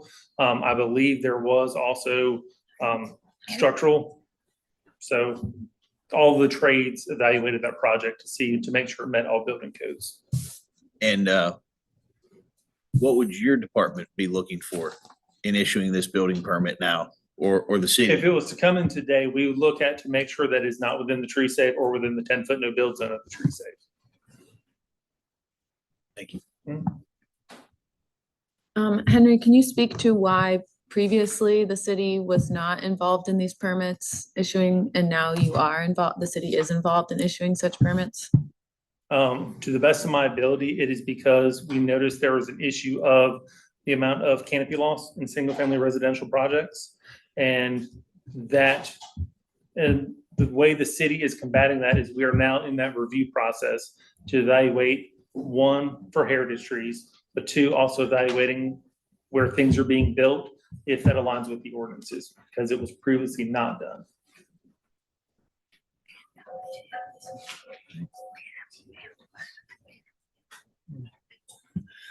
Thank you. Hey, one last question for staff. Was there any evidence? I know the county said there were some big trees cut down, potentially heritage trees. Were there any stumps that could have been identified as heritage trees? We're still evaluating all of that. Gotcha. Was there any stump grindings in those areas? Not to my knowledge. I did not do the initial inspection. Well, thank you. If you'd like, Josh can speak to that as the Hi. inspector. Josh Blackburn. Hi, Josh. On site, I did find stumps, but that was just purely to review with Mecklenburg County and discuss which trees were removed or permitted by them and or us. It was not to evaluate if a homeowner removed them. It was just to look at which trees were gone. Did not find where any stumps were ground down though. Excuse me, Josh, did the county know who removed those trees? We were still talking about that. I do know Met County does tree work. So that was part of the discussion with them on site was it the county or adjacent homeowners? And that part is still under investigation. Thank you. Just one question for you, Josh. When you are saying the site, you're referring to the property behind the plaintiff's property line or including the area that is their property? So only Mecklenburg County at the time. That was the only sole reason for going out there. It was not to look at the neighbor's Understood. property. It was only after the fact of finding that that was also a tree safe area that was disturbed. Got it. Thank you. Hello, would you have any questions you'd like to ask directly to the city staff? Based on this presentation, excuse me, or any of the presentation they gave today?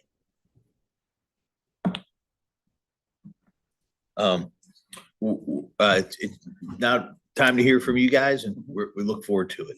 Thank you. So first of all, thank you for having us. I appreciate it. I personally think that this should be thrown out because he spelled my name wrong. So I think it's C-O-R-E-Y. It's C-O-R-E-Y. So I think we should just throw this away and everybody go home, right? So we moved there in 2016. The house is a 2015.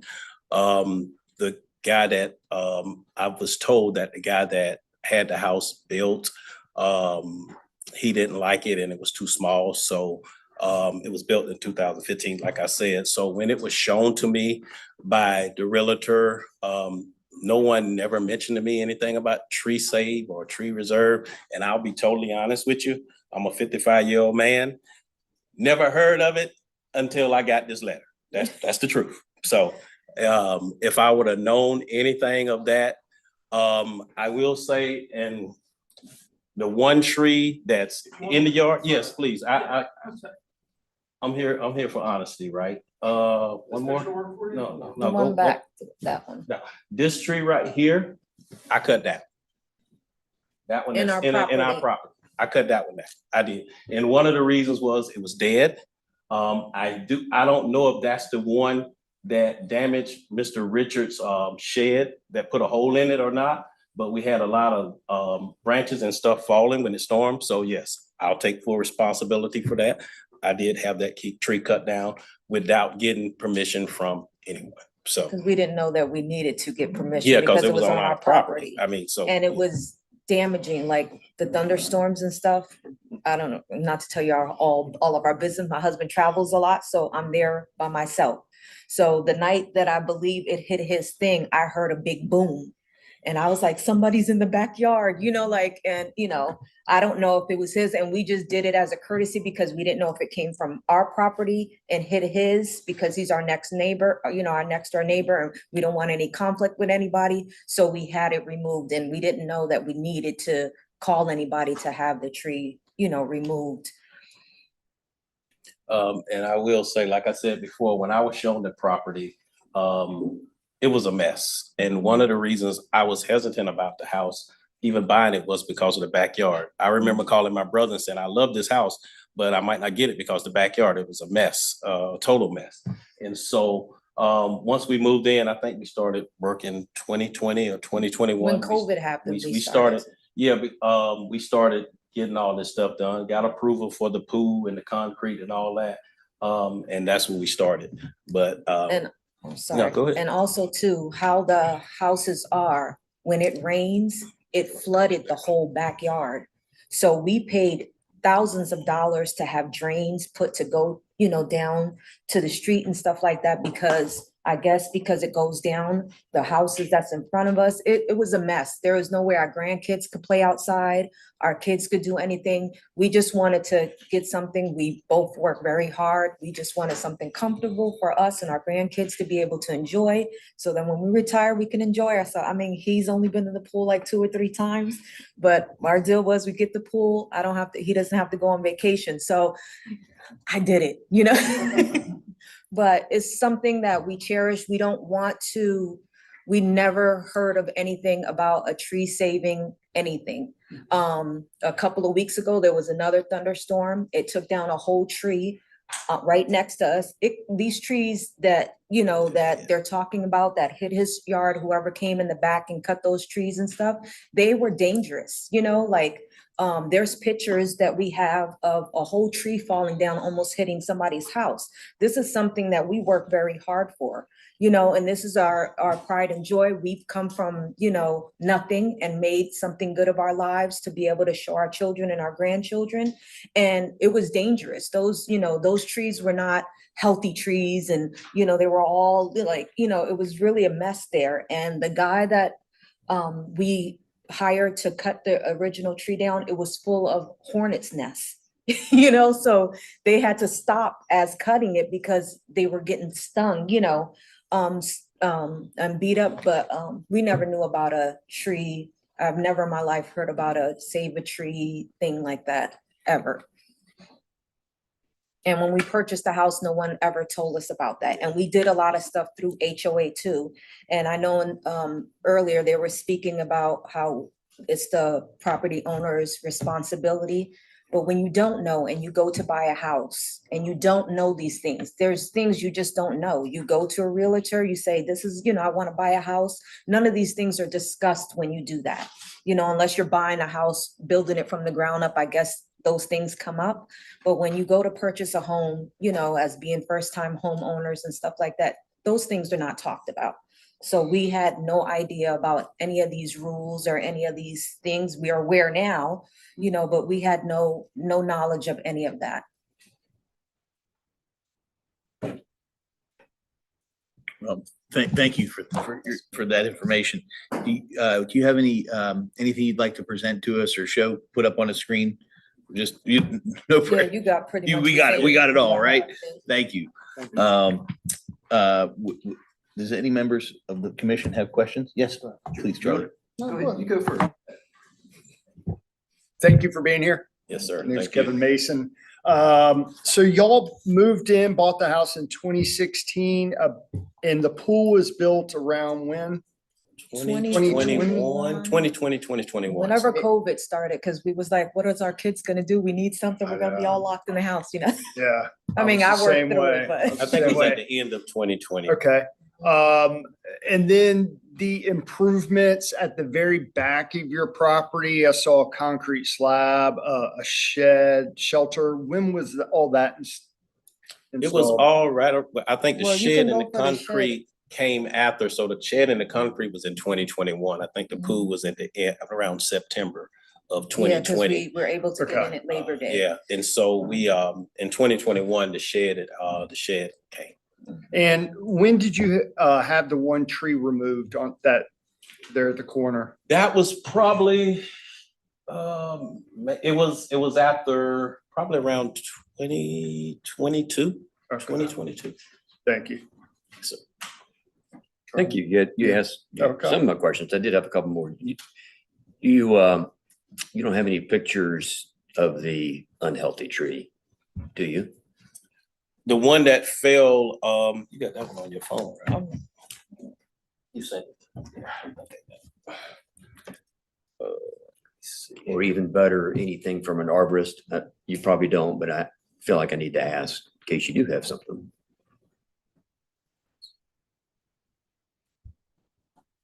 I think I got that one in my phone. Here, I have this one. So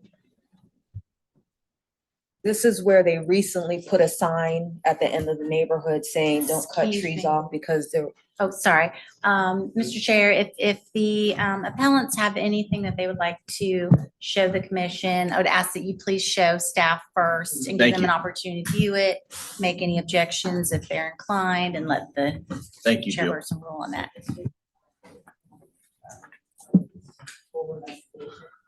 that's the tree stump that, from the tree that fell, that whoever, I don't know, who came out to cut it. And these are like all the trees that's there, these are pictures that I took today. So this is, you know. Stump. It's cold here. Yes, no. No objection. The city has no objection. Thank you.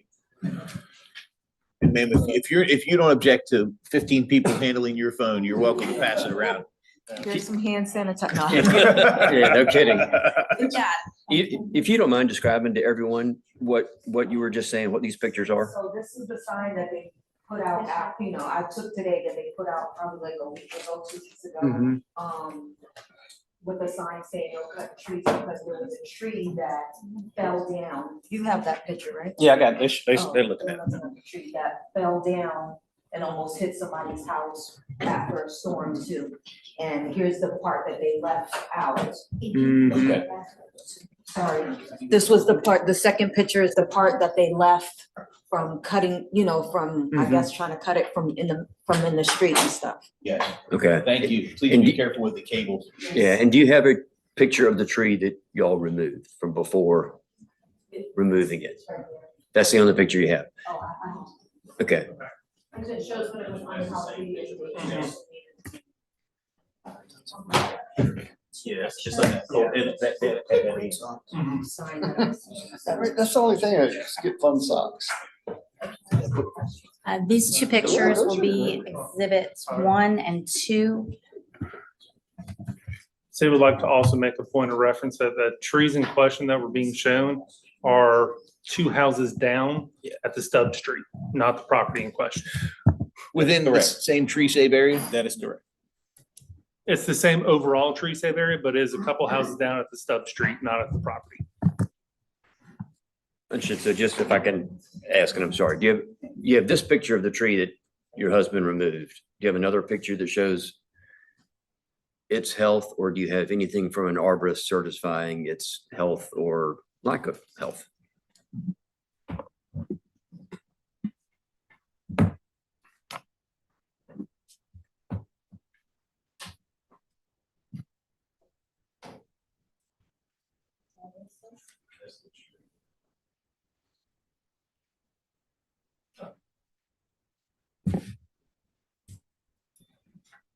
Please, sir. Can I just ask, did you remove any trees to build the concrete pad, the shed, or the shelter? So there was only the one tree that you ended up removing later in that area?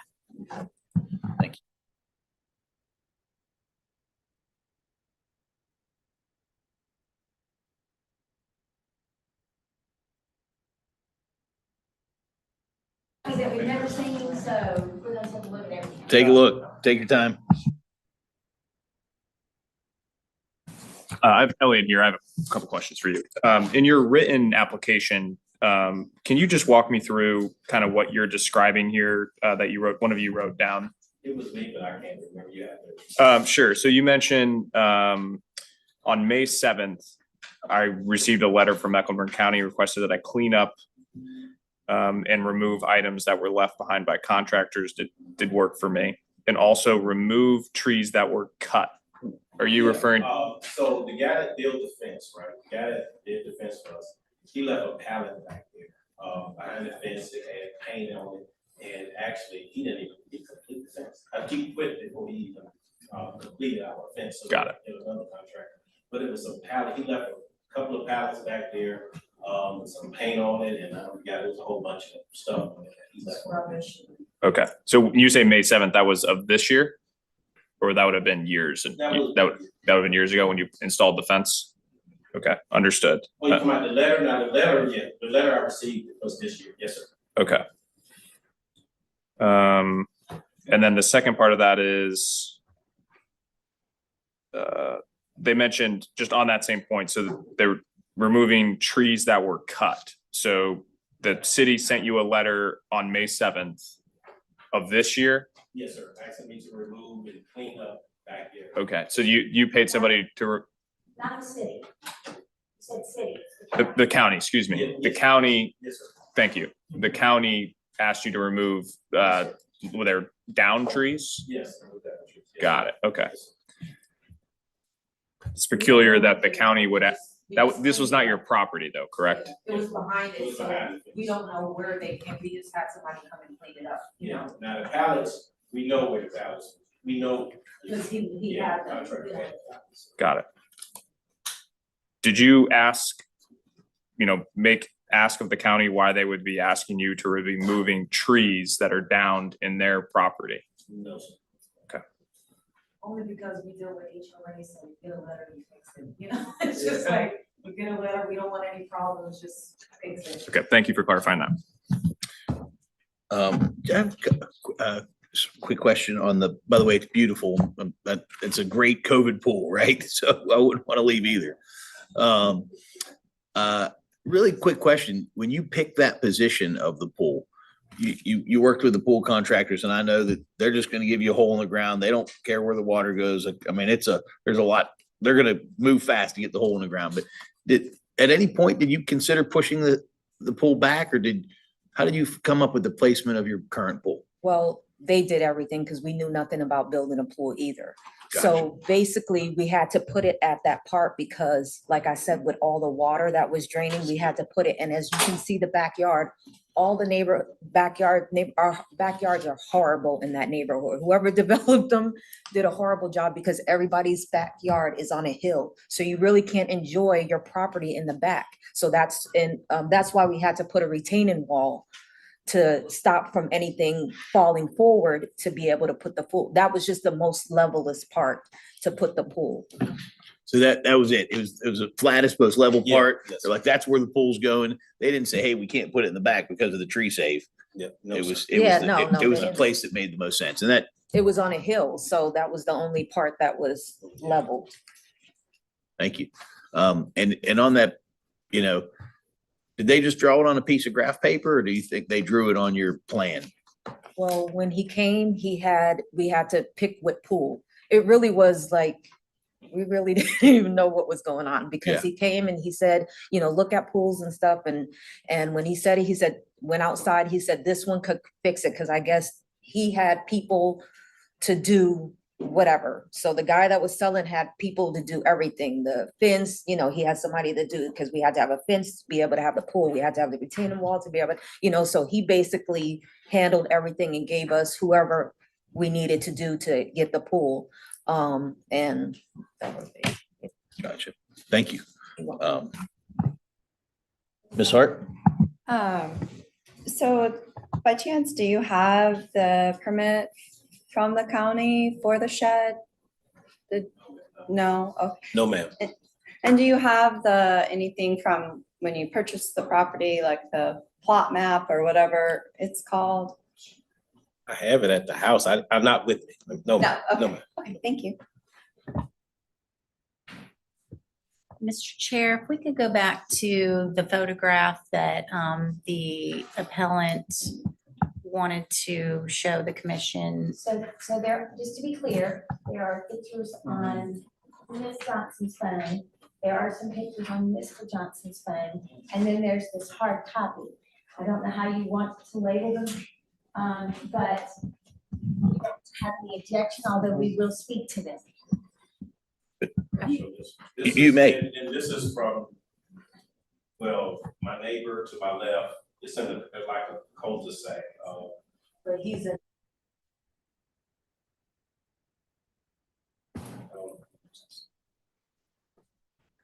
And you have one photograph, or how many you're going to show the commission? Well, that's the main one. Okay, so this would be exhibit 3. And when you're done, if you can email those pictures to Ms. Ray so that we have a copy, that would be great. Thank you.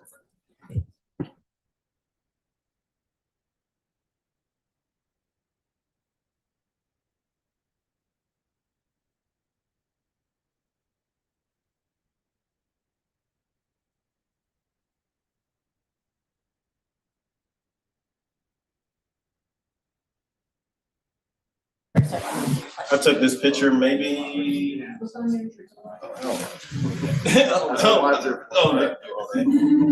about 3 months ago. When we had when we had the last big thunderstorm, so it was storming for like a couple of days, that's. So you're just trying to show an example Yes, of yes. trees in the area falling down. Okay. And he was standing in our yard taking that picture, so when they say it's, a couple of houses down, you can see it's clearly close.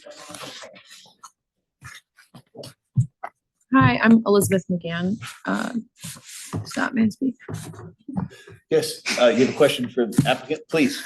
Do you have a copy of the letter from Mecklenburg County that you received on May 7th? I didn't, it wasn't in the stack. Hold on, this might, I don't think this is it, but this might be it. No, this is not it. I don't have it with me. No, ma'am. But Henry, just as far as the timeline goes, if they got a letter from May 7th asking, it sounds like, to clean something up behind their yard, and then their appeal though is from May 20th. That's all this year? Yes, yes, ma'am. Yes, ma'am. And then when did the city issue their notice of violation? Okay.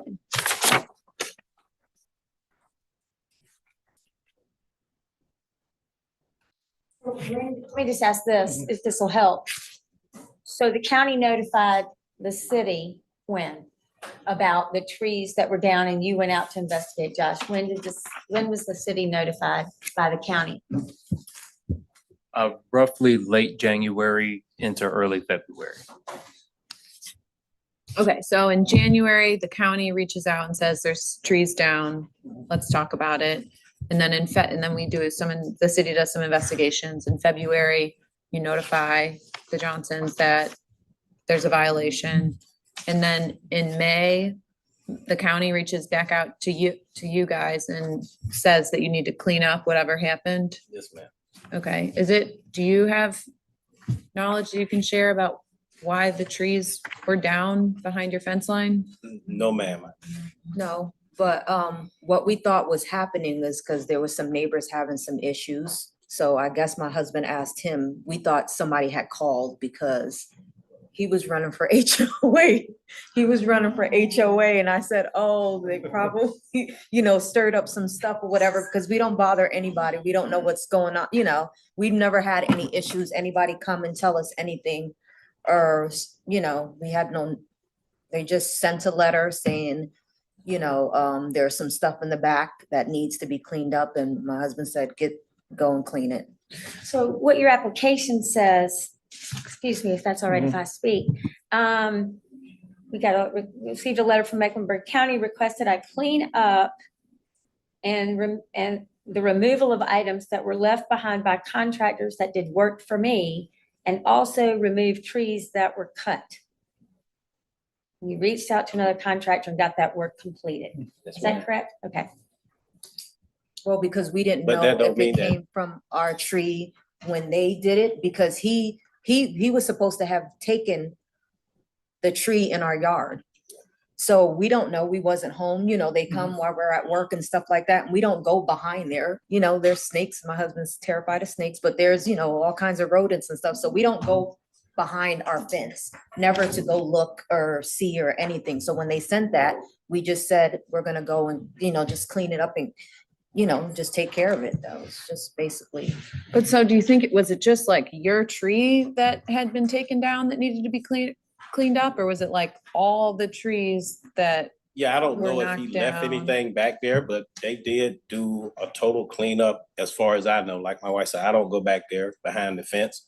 But from everything that I seen in the yard, he took with him. Now, what he left back there, I don't know. Any idea what just a memory, what he charged for that work?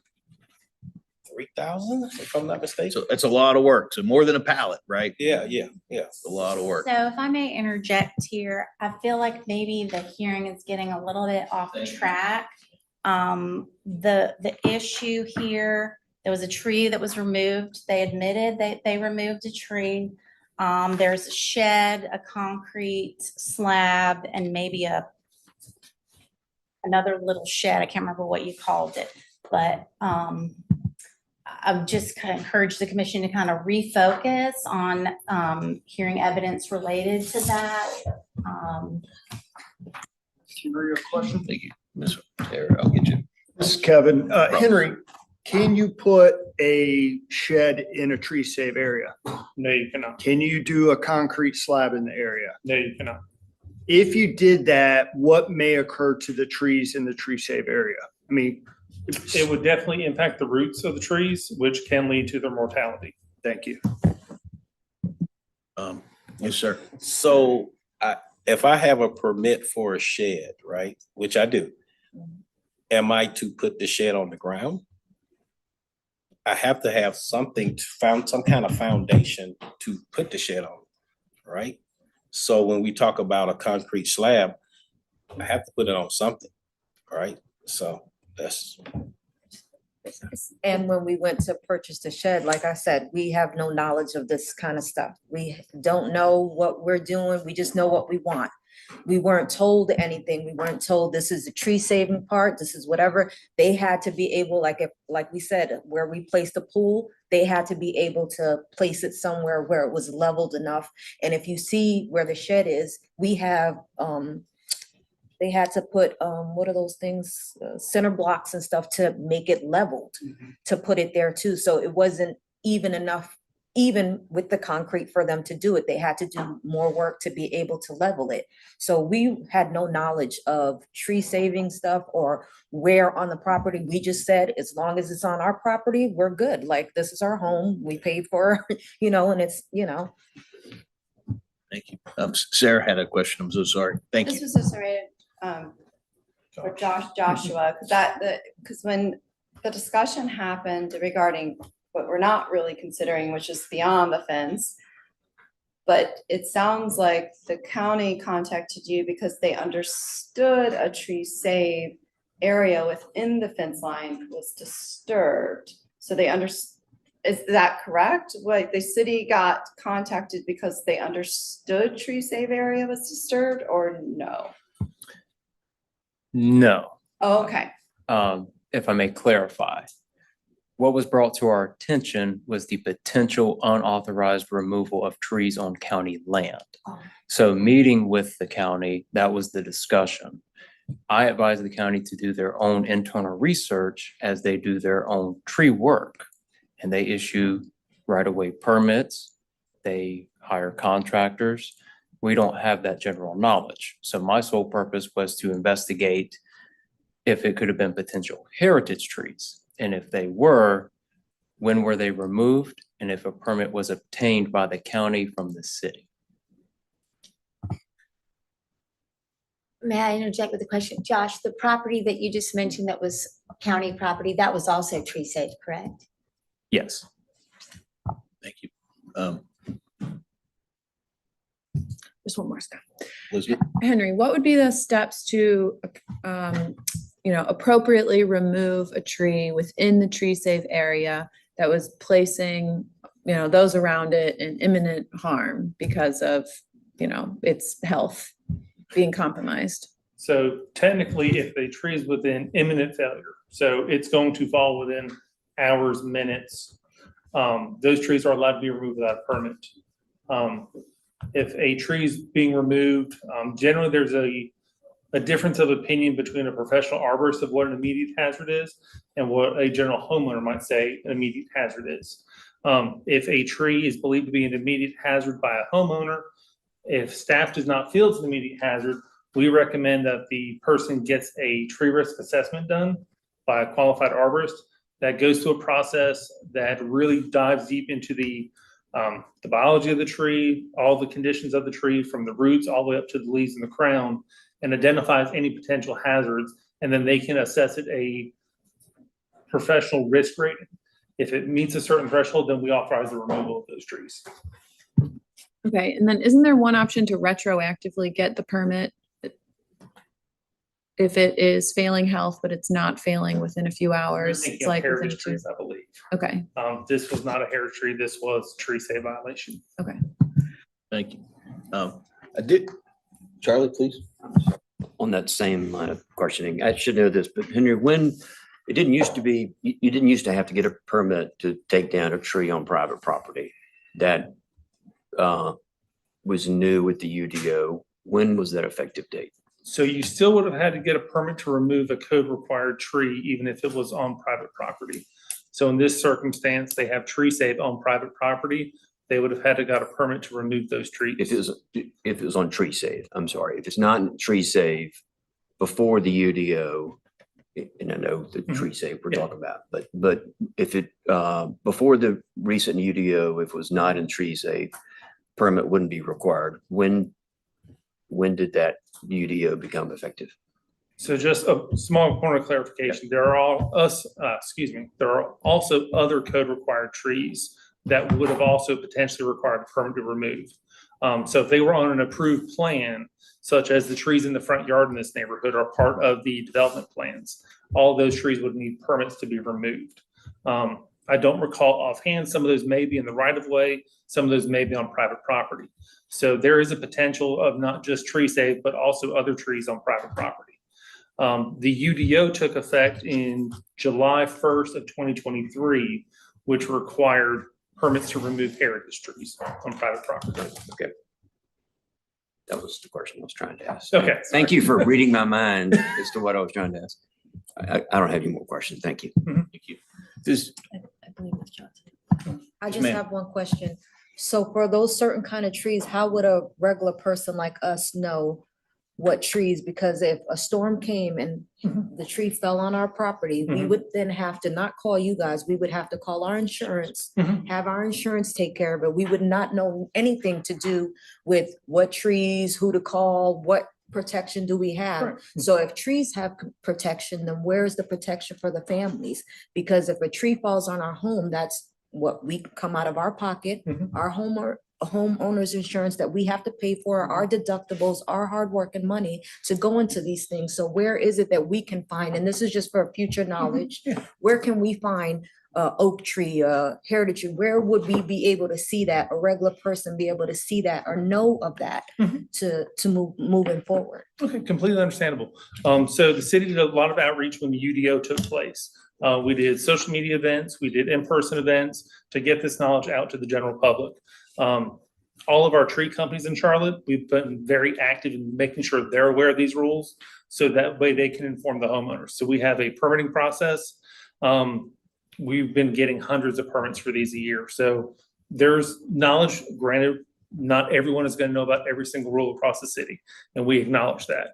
But trees that are immediate hazards, you don't need permits to remove those. So if a tree falls, you don't need a permit to remove a tree that's already fallen.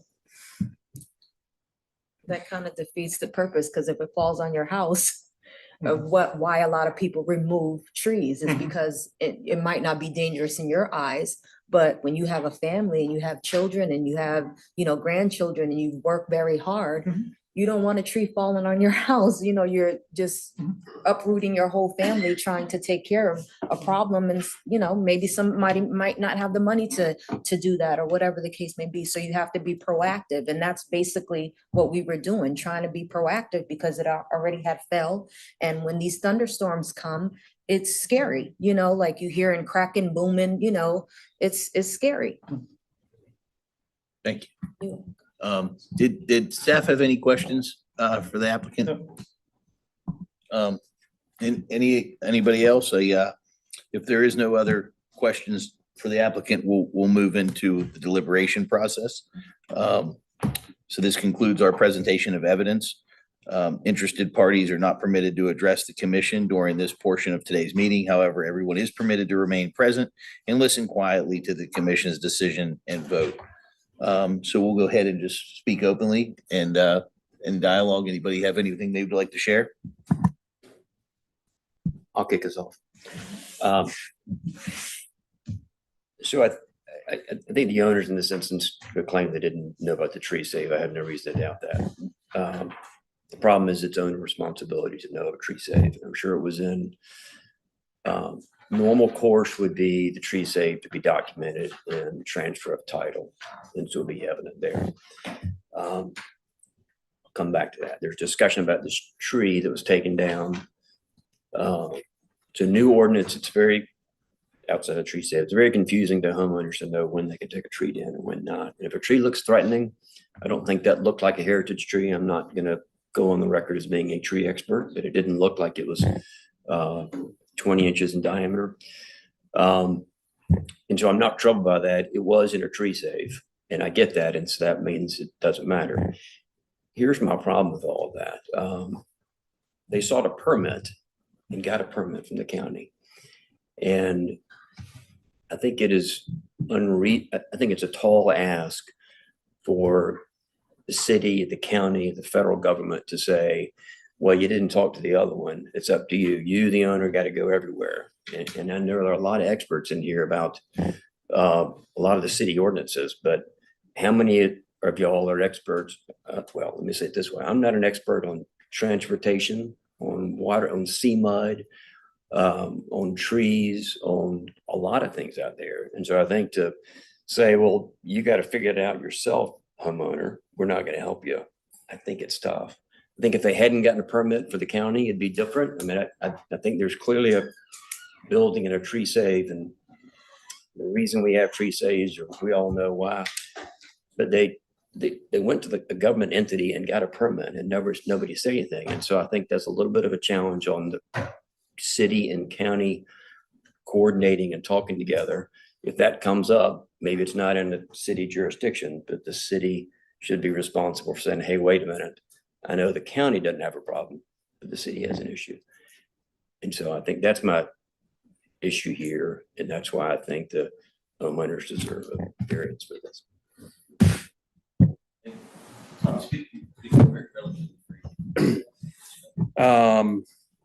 So the permit to me is the same with Charlie. I have the same opinion.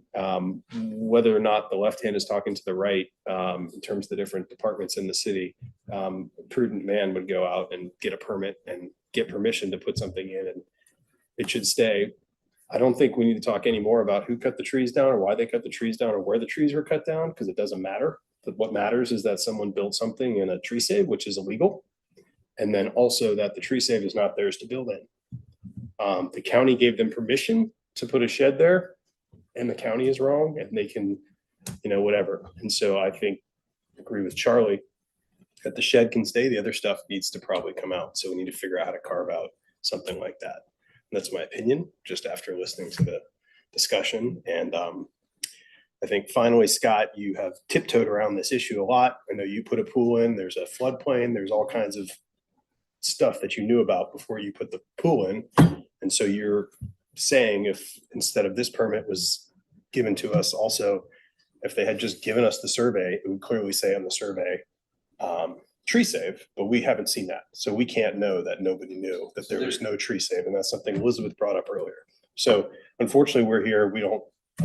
I guess you could go on Polaris and try to find a copy of the survey, but we can't. So we have no way of knowing if a prudent man would know that there was a tree save on their property.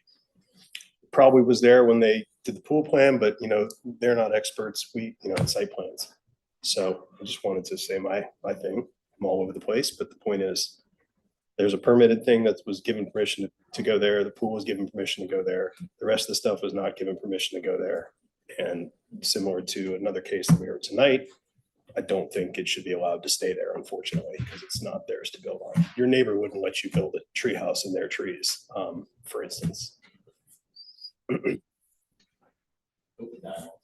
Yeah, so you're saying, Nate, that do you think the shed can stay because of the permit, but that other things in the tree save should be removed?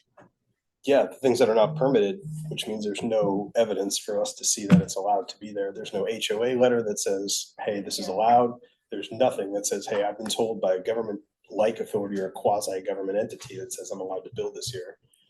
I see the logic, but I'm concerned about giving exceptions for seeking permits for things, and that's an exception to this tree save law. And then so where do we stop with exceptions?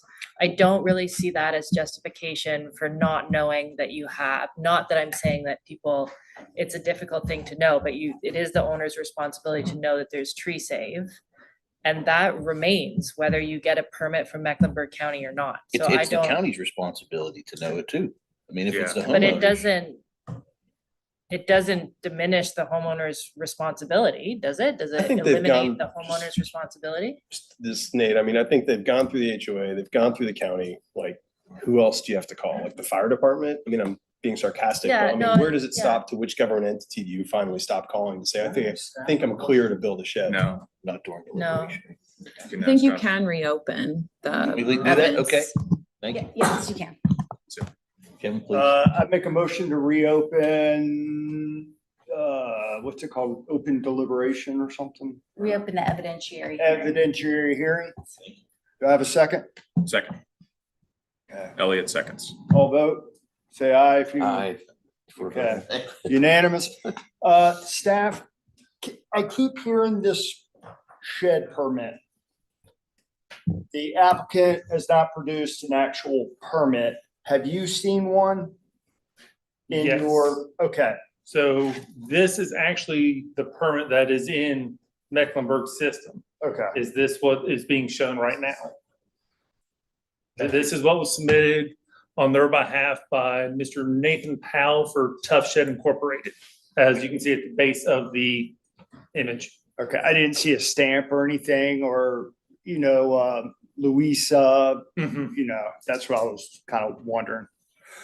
Does anybody else have any questions for staff before we close the evidentiary hearing again? May I ask a clarifying question? I'm actually glad that you reopened Okay. because I thought I wanted to address something that was said and point you to some potential evidence, but I couldn't recall. But now, Mr. Kunzig, this is Exhibit 5, this tree save chart. I thought that you testified during this hearing that you pulled this, sorry, the next one, this chart, that you pulled this from where? So this chart and this image are both from the approved plat. Mhm. For the subdivision or the individual lot? The subdivision, but if you pull up this, if you go to the owner's property record in, for example, Polaris, and you click on legal description, it pulls up the entire plat for the subdivision. It doesn't pull up an individual plat for each individual lot. I don't know if we're allowed. Give me one moment. Joe, down, had a question. Yes, we're still open. New territory. So for somebody who doesn't know this kind of stuff, how would I know tree save or what does that say, wetlands? Like, there's no way. I mean, some people may have the knowledge. I'm not saying that, but we had no knowledge. So even if we did have that in there or that was something, there's no way for us to know what any of this means. I couldn't tell you what none of this stuff on here means at all. I couldn't. Fair enough. Sorry. But your contractors should, qualified contractors should know what these things are for. For the shed? Any other questions for staff or applicant? I make a motion to close the evidentiary hearing. Second. All in favor? Aye.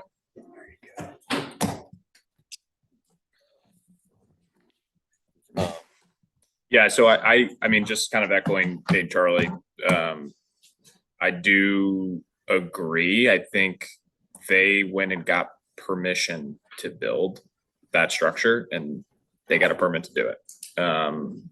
I don't know, this is an appeal hearing, this is not a variance hearing, so I'm unsure of what jurisdiction we have to alter the terms of what is being proposed here. I think we can. Yeah. We can affirm, modify, or reverse. Is that We correct? we can modify. Can modify. If you find that the city made an error in their interpretation or their application of the ordinance. Only But in if, error. but if we They did did, not. and I mean, the thing still exists outside of the ordinance guidelines, so would they have to seek some other kind of legal ability to keep that in there regardless of what the city found?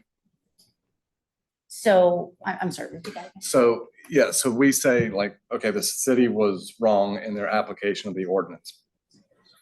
is that sufficient to let it remain in its location? Or do they have to achieve some, like an actual variance to let it stay in that location? Yeah, if you're saying that the city was wrong in how they interpreted and applied the ordinance with regards to that shed, then that's the decision. Then there is no violation Well, and the modify with option, regards to the shed. Yeah, Jill, so just as an example, can we say as a corrective action that's needed, the building needs to be relocated? And just remove the requirement that the shed be relocated?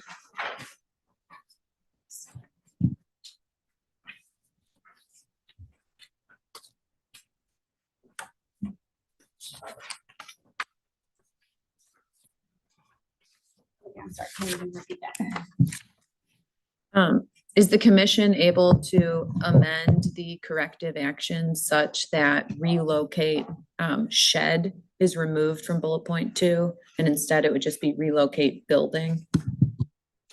If you find that there was an error, yes, then you can modify the corrective action. does the error have to be on the city's Okay, part? thank you. Can it be on the county's part?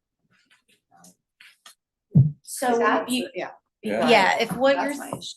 saying is that the city wrongly interpreted the ordinance or wrongly applied it as to this property owner.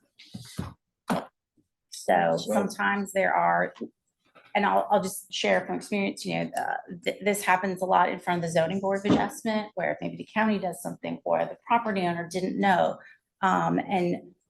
Typically our response is that that's between the property owner and their realtor, or the property owner and their contractor, or the property owner and whoever put their pool in this wrong in the side yard setback. That's a private matter between them. So I wanted to just kind of clarify that. So what is an issue between city and county? Like, is that- So I thought, no, I thought Mr. Commissioner Negrin made a great statement that the tree save wasn't theirs to build in, but then I guess I was a little confused, but there was a but there. So either the tree save is that part of the protected land and the city made a determination you can build in that tree save, or the city made a determination you cannot build in that tree save. Are they allowed under the ordinance to build in that tree save? So the city didn't issue permits at this time. No, the city was not involved in issuing So building so the permits. only That is- government body was the county who failed. And was sought after, the only The- government the body that city- was The asked. city didn't even offer the permits in But this they time. weren't asked for a permit. They can't they're- issue one. They didn't have that option. No, they don't have it, but I'm just saying that the homeowners sought out the county. They didn't seek out the city, even though there was a pertinent law on their property that was a city law. Essentially, the city did its job correctly because they never saw it, right? Like it's the Yeah. county. that Right. Didn't check the city requirements. So we're penalizing the city for the county's actions. Right. Penalizing the homeowner for the, And Well, but unfortunately, that's a byproduct of the county reforms, and when we're only here to discuss the city's work. I think it's immaterial whether they received a permit from the county or not. I couldn't It disagree is more. extremely unfortunate, but Can you say that again? I Sorry. think it's immaterial whether they received a permit from the county or not, and I completely agree that it's unfortunate, but we're here to decide whether the city applied its ordinance correctly or not, and they, in issuing this violation, and they did. I don't know what more the homeowner could do than to seek a permit from the governing body who is assigned for issuing those permits. And clearly there was a problem with the county performing that task because the city took it over. But the city now issues these permits that the county used to issue because they were screwing it up and allowing people to build sheds. And Right. so But regardless of what people ask other people about the tree save, it's the homeowner's responsibility to seek out the city and look at what they can do in the tree save. They can go and talk to a variety of other people, but it still They- does not negate that. they looked law. next door and their neighbor had a shed. but we're only talking about this property. That's true. I would also add that I think you're right, but then, and I would agree with you, which I did in prior case, but the permit to me changes it, which is Okay, why there's that, nine of that's us. fine. and This is my. Some this agree and is some my disagree. opinion, Yeah. Yep. So I just, I don't necessarily know how to proceed because I feel like Nate, Mr. Chair, Well, we don't need to. Yeah, be well, I think there. they have some staff would information like to to make share. a clarification, if you don't mind, to reopen. is there a motion? We can just go in, we can reopen. See, thank you, Henry. There's no objection. Just a slight clarification on a point you made. The city did not take over permitting from the county. We added our own process into that. They still have their standalone permitting process. The city has one and they coexist together. So if you're gonna build a shed on that particular property, you need 2 permits. Correct, under the UDO. Not under this. This is under the previous tree ordinance, the UDO. But if they were coming today. But if they were If to it was come in happening today, it'd be 2 permits at the time period. Need one permit and Kennedy's has the same permit now. But it wasn't that way then, and the city realized and the county realized that there was an issue, and then they fixed it, but it wasn't fixed at the time that That's right, building. I got it. And what, county still issues a building permit from legal, as a legal, letting you know, legal answer, the county issues the building permit. They look at different things, right? The things that Henry described in his testimony. That includes stormwater easements. If you, a builder, build a house on a stormwater easement, we've had to move things. We've had to make people move things because of that, right? So the county doesn't look to see, do you have a tank buried in your property? Do you have tree save on your property? Do you have a stormwater easement on your property? So what we are now doing under the UDO is let us see what we can look at and see. But the county is still responsible for a building permit. Unfortunately, he's not the only one to say, hey, but I have a building permit. But there's a whole slew of other things you have to get that doesn't come under the building permit, just so you understand the legal what's happening. And if I could also kind of clarify, because I think some of the discussion, or are we in the evidentiary part? I guess it doesn't matter. It sounds like some of the discussion related to the permits, that this happens, like I said, in front of zoning or now the UDO board, it's usually in the form of a variance. That's when it might become relevant. Is there a hardship to the property owner that was not of their own creation? And so the board in the situation of a variance is looking at, should an exception to the ordinance be made for this property owner and that they should be exempt and treated differently, treated special, really, compared to all of the other neighbors and property owners that are subject to the same restriction because of the 4 factors, the hardship, unnecessary hardship that they didn't cause, that's unique to their property, and that it would do substantial justice. So that's what a variance is for. And that's where sometimes the other boards might hear evidence that, well, we got a permit issue, or my survey that was incorrect and we built on that, so just want to throw that out there for consideration. thank you. Guys, anybody? Any other questions? Talking points you want to talk about?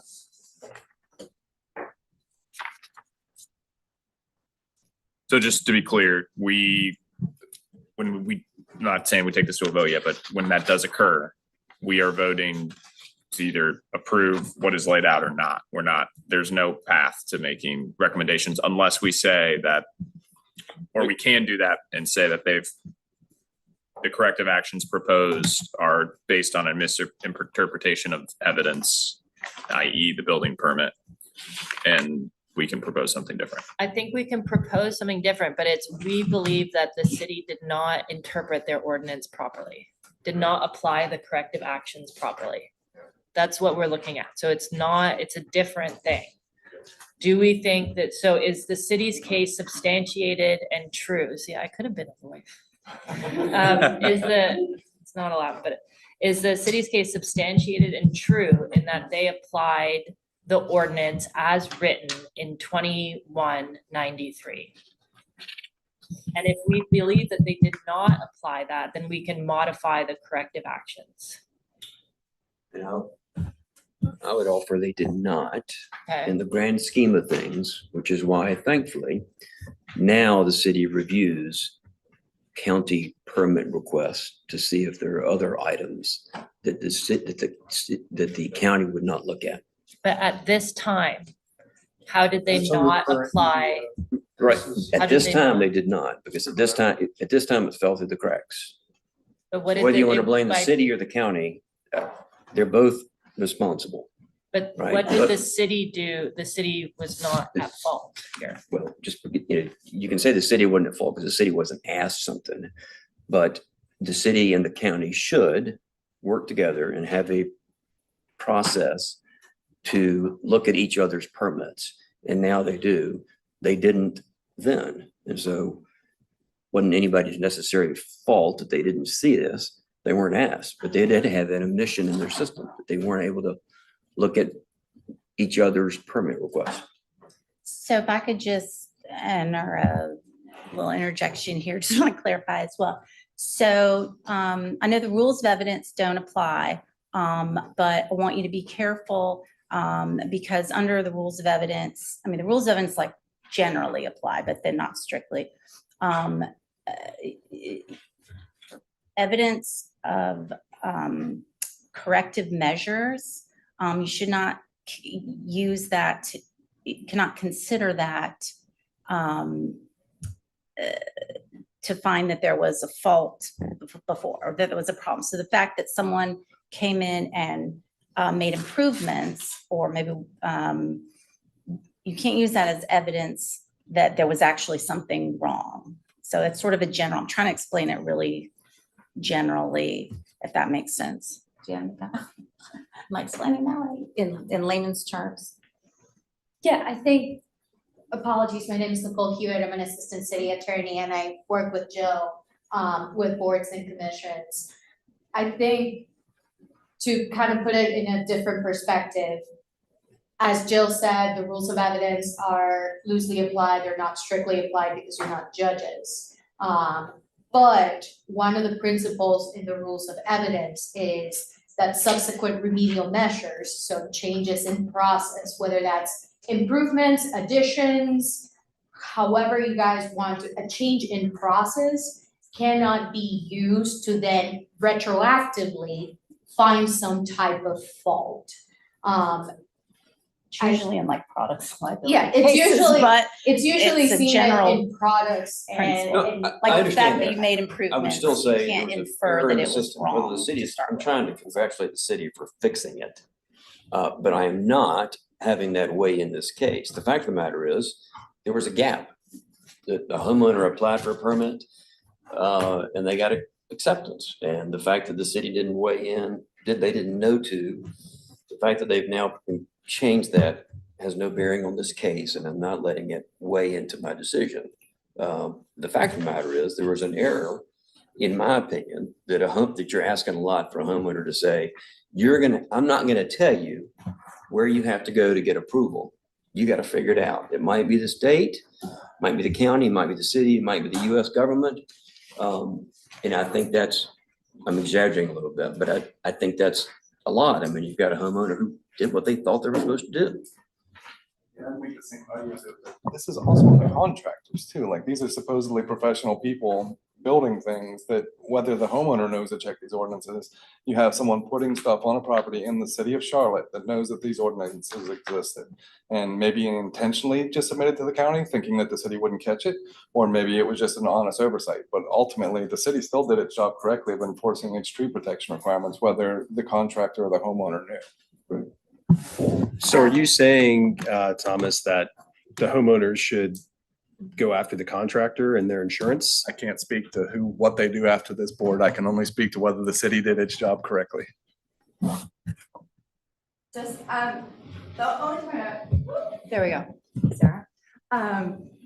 Is kind of back to your point is where's the bottom line? If you have somebody who their HOA gave them permits and I'm trying to find your all's bottom line for when the HOI says that it's maybe not an issue, but if the city gave a permit, now we have an issue, or sorry, the county, because it's a government entity. Is that your bottom line, that a government entity did versus an HOA? For me, that's actually. Yeah, I think that's the bottom line. Where volunteers that have, authority just by default, of, being on that, in that position, the county has a much higher responsibility, and it's their job to issue permits. And then one of the things you do when you issue permits is you see, does it apply, is it a violation of some reason you wouldn't issue it? They're only looking at setbacks, that's the only thing they're looking at. And that's the only thing they care about, that permit. Somebody took that permit as, I'm allowed to do this, and they move forward with it. I mean, if the state of North Carolina issued me a driver's license, I drove it in South Carolina, I'm not gonna stop and ask if I'm allowed to use it there.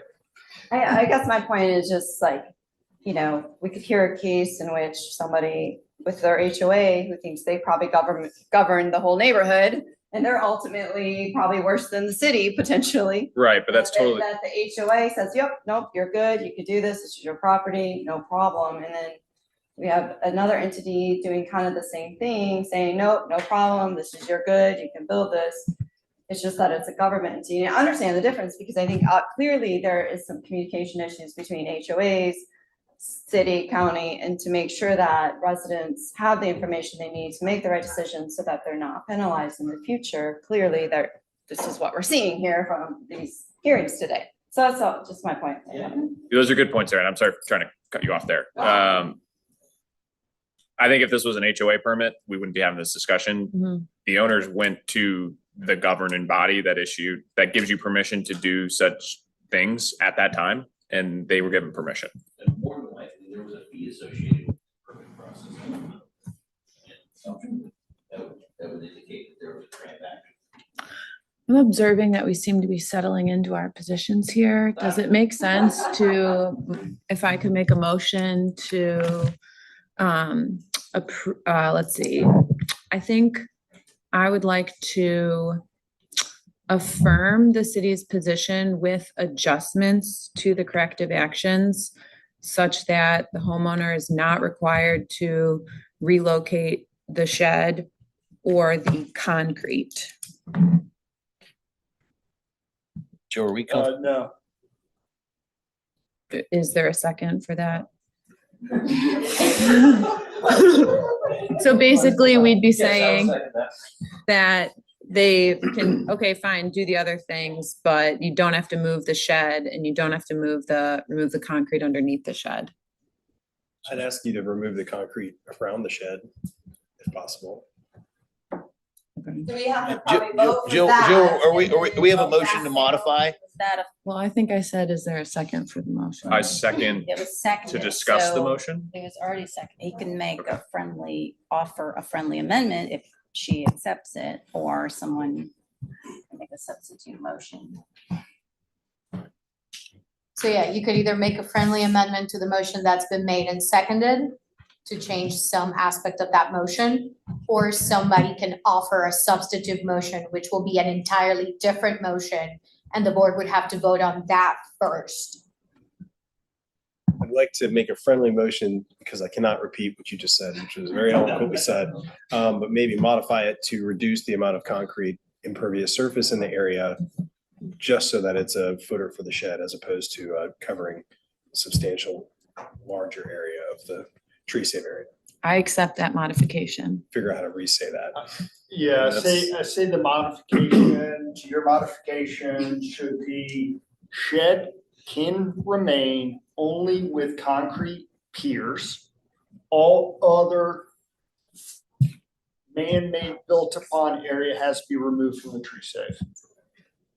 What does concrete piers mean? What is Like that? concrete blocks. Whatever the foundational elements Just like of the that shed cement are. under the shed. Yeah, Yeah, so I you mean- might have 4, maybe 6. And there's potentially, by the way, are we on, is that a third or a fourth? We're That, I think it's a third, so I think Third you version? Stop there, it's gonna get too confusing. And if you could repeat that.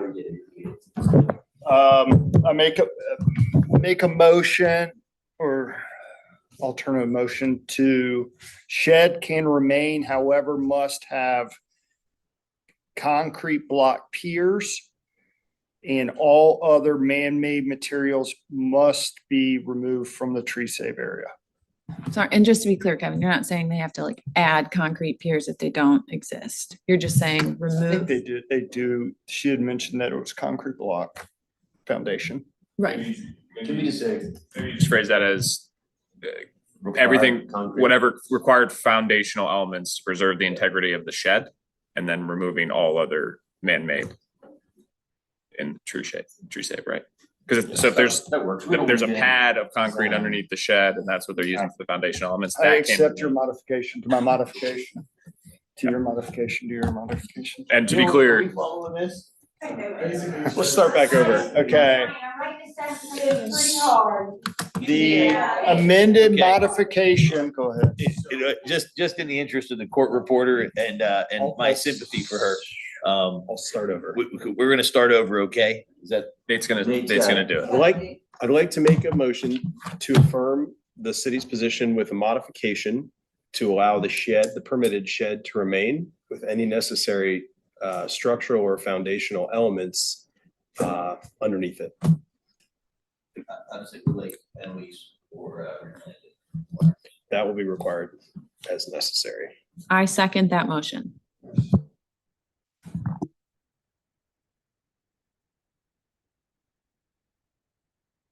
Aye.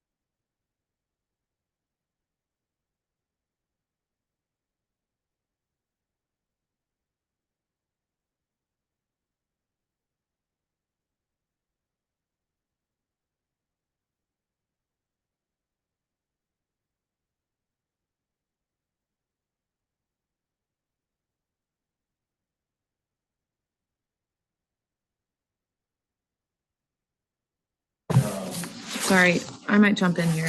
I don't think they should be fined for removing the tree that was falling on people. If we're gonna look at the corrective actions. Sorry, Sarah, I want to get home too. They still violated. Tree shape. Right.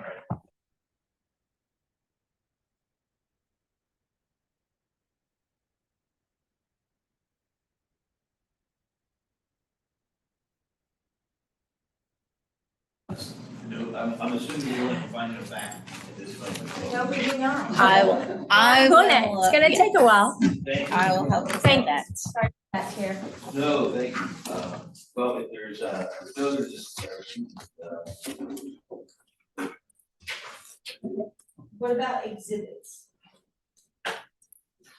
You marked the one on the phone as 3. What about the paper copy? So that was never provided to the commission, so we just have 1, 2, and 3 from them. And if you can make sure you email them to Teresa, perfect, thanks.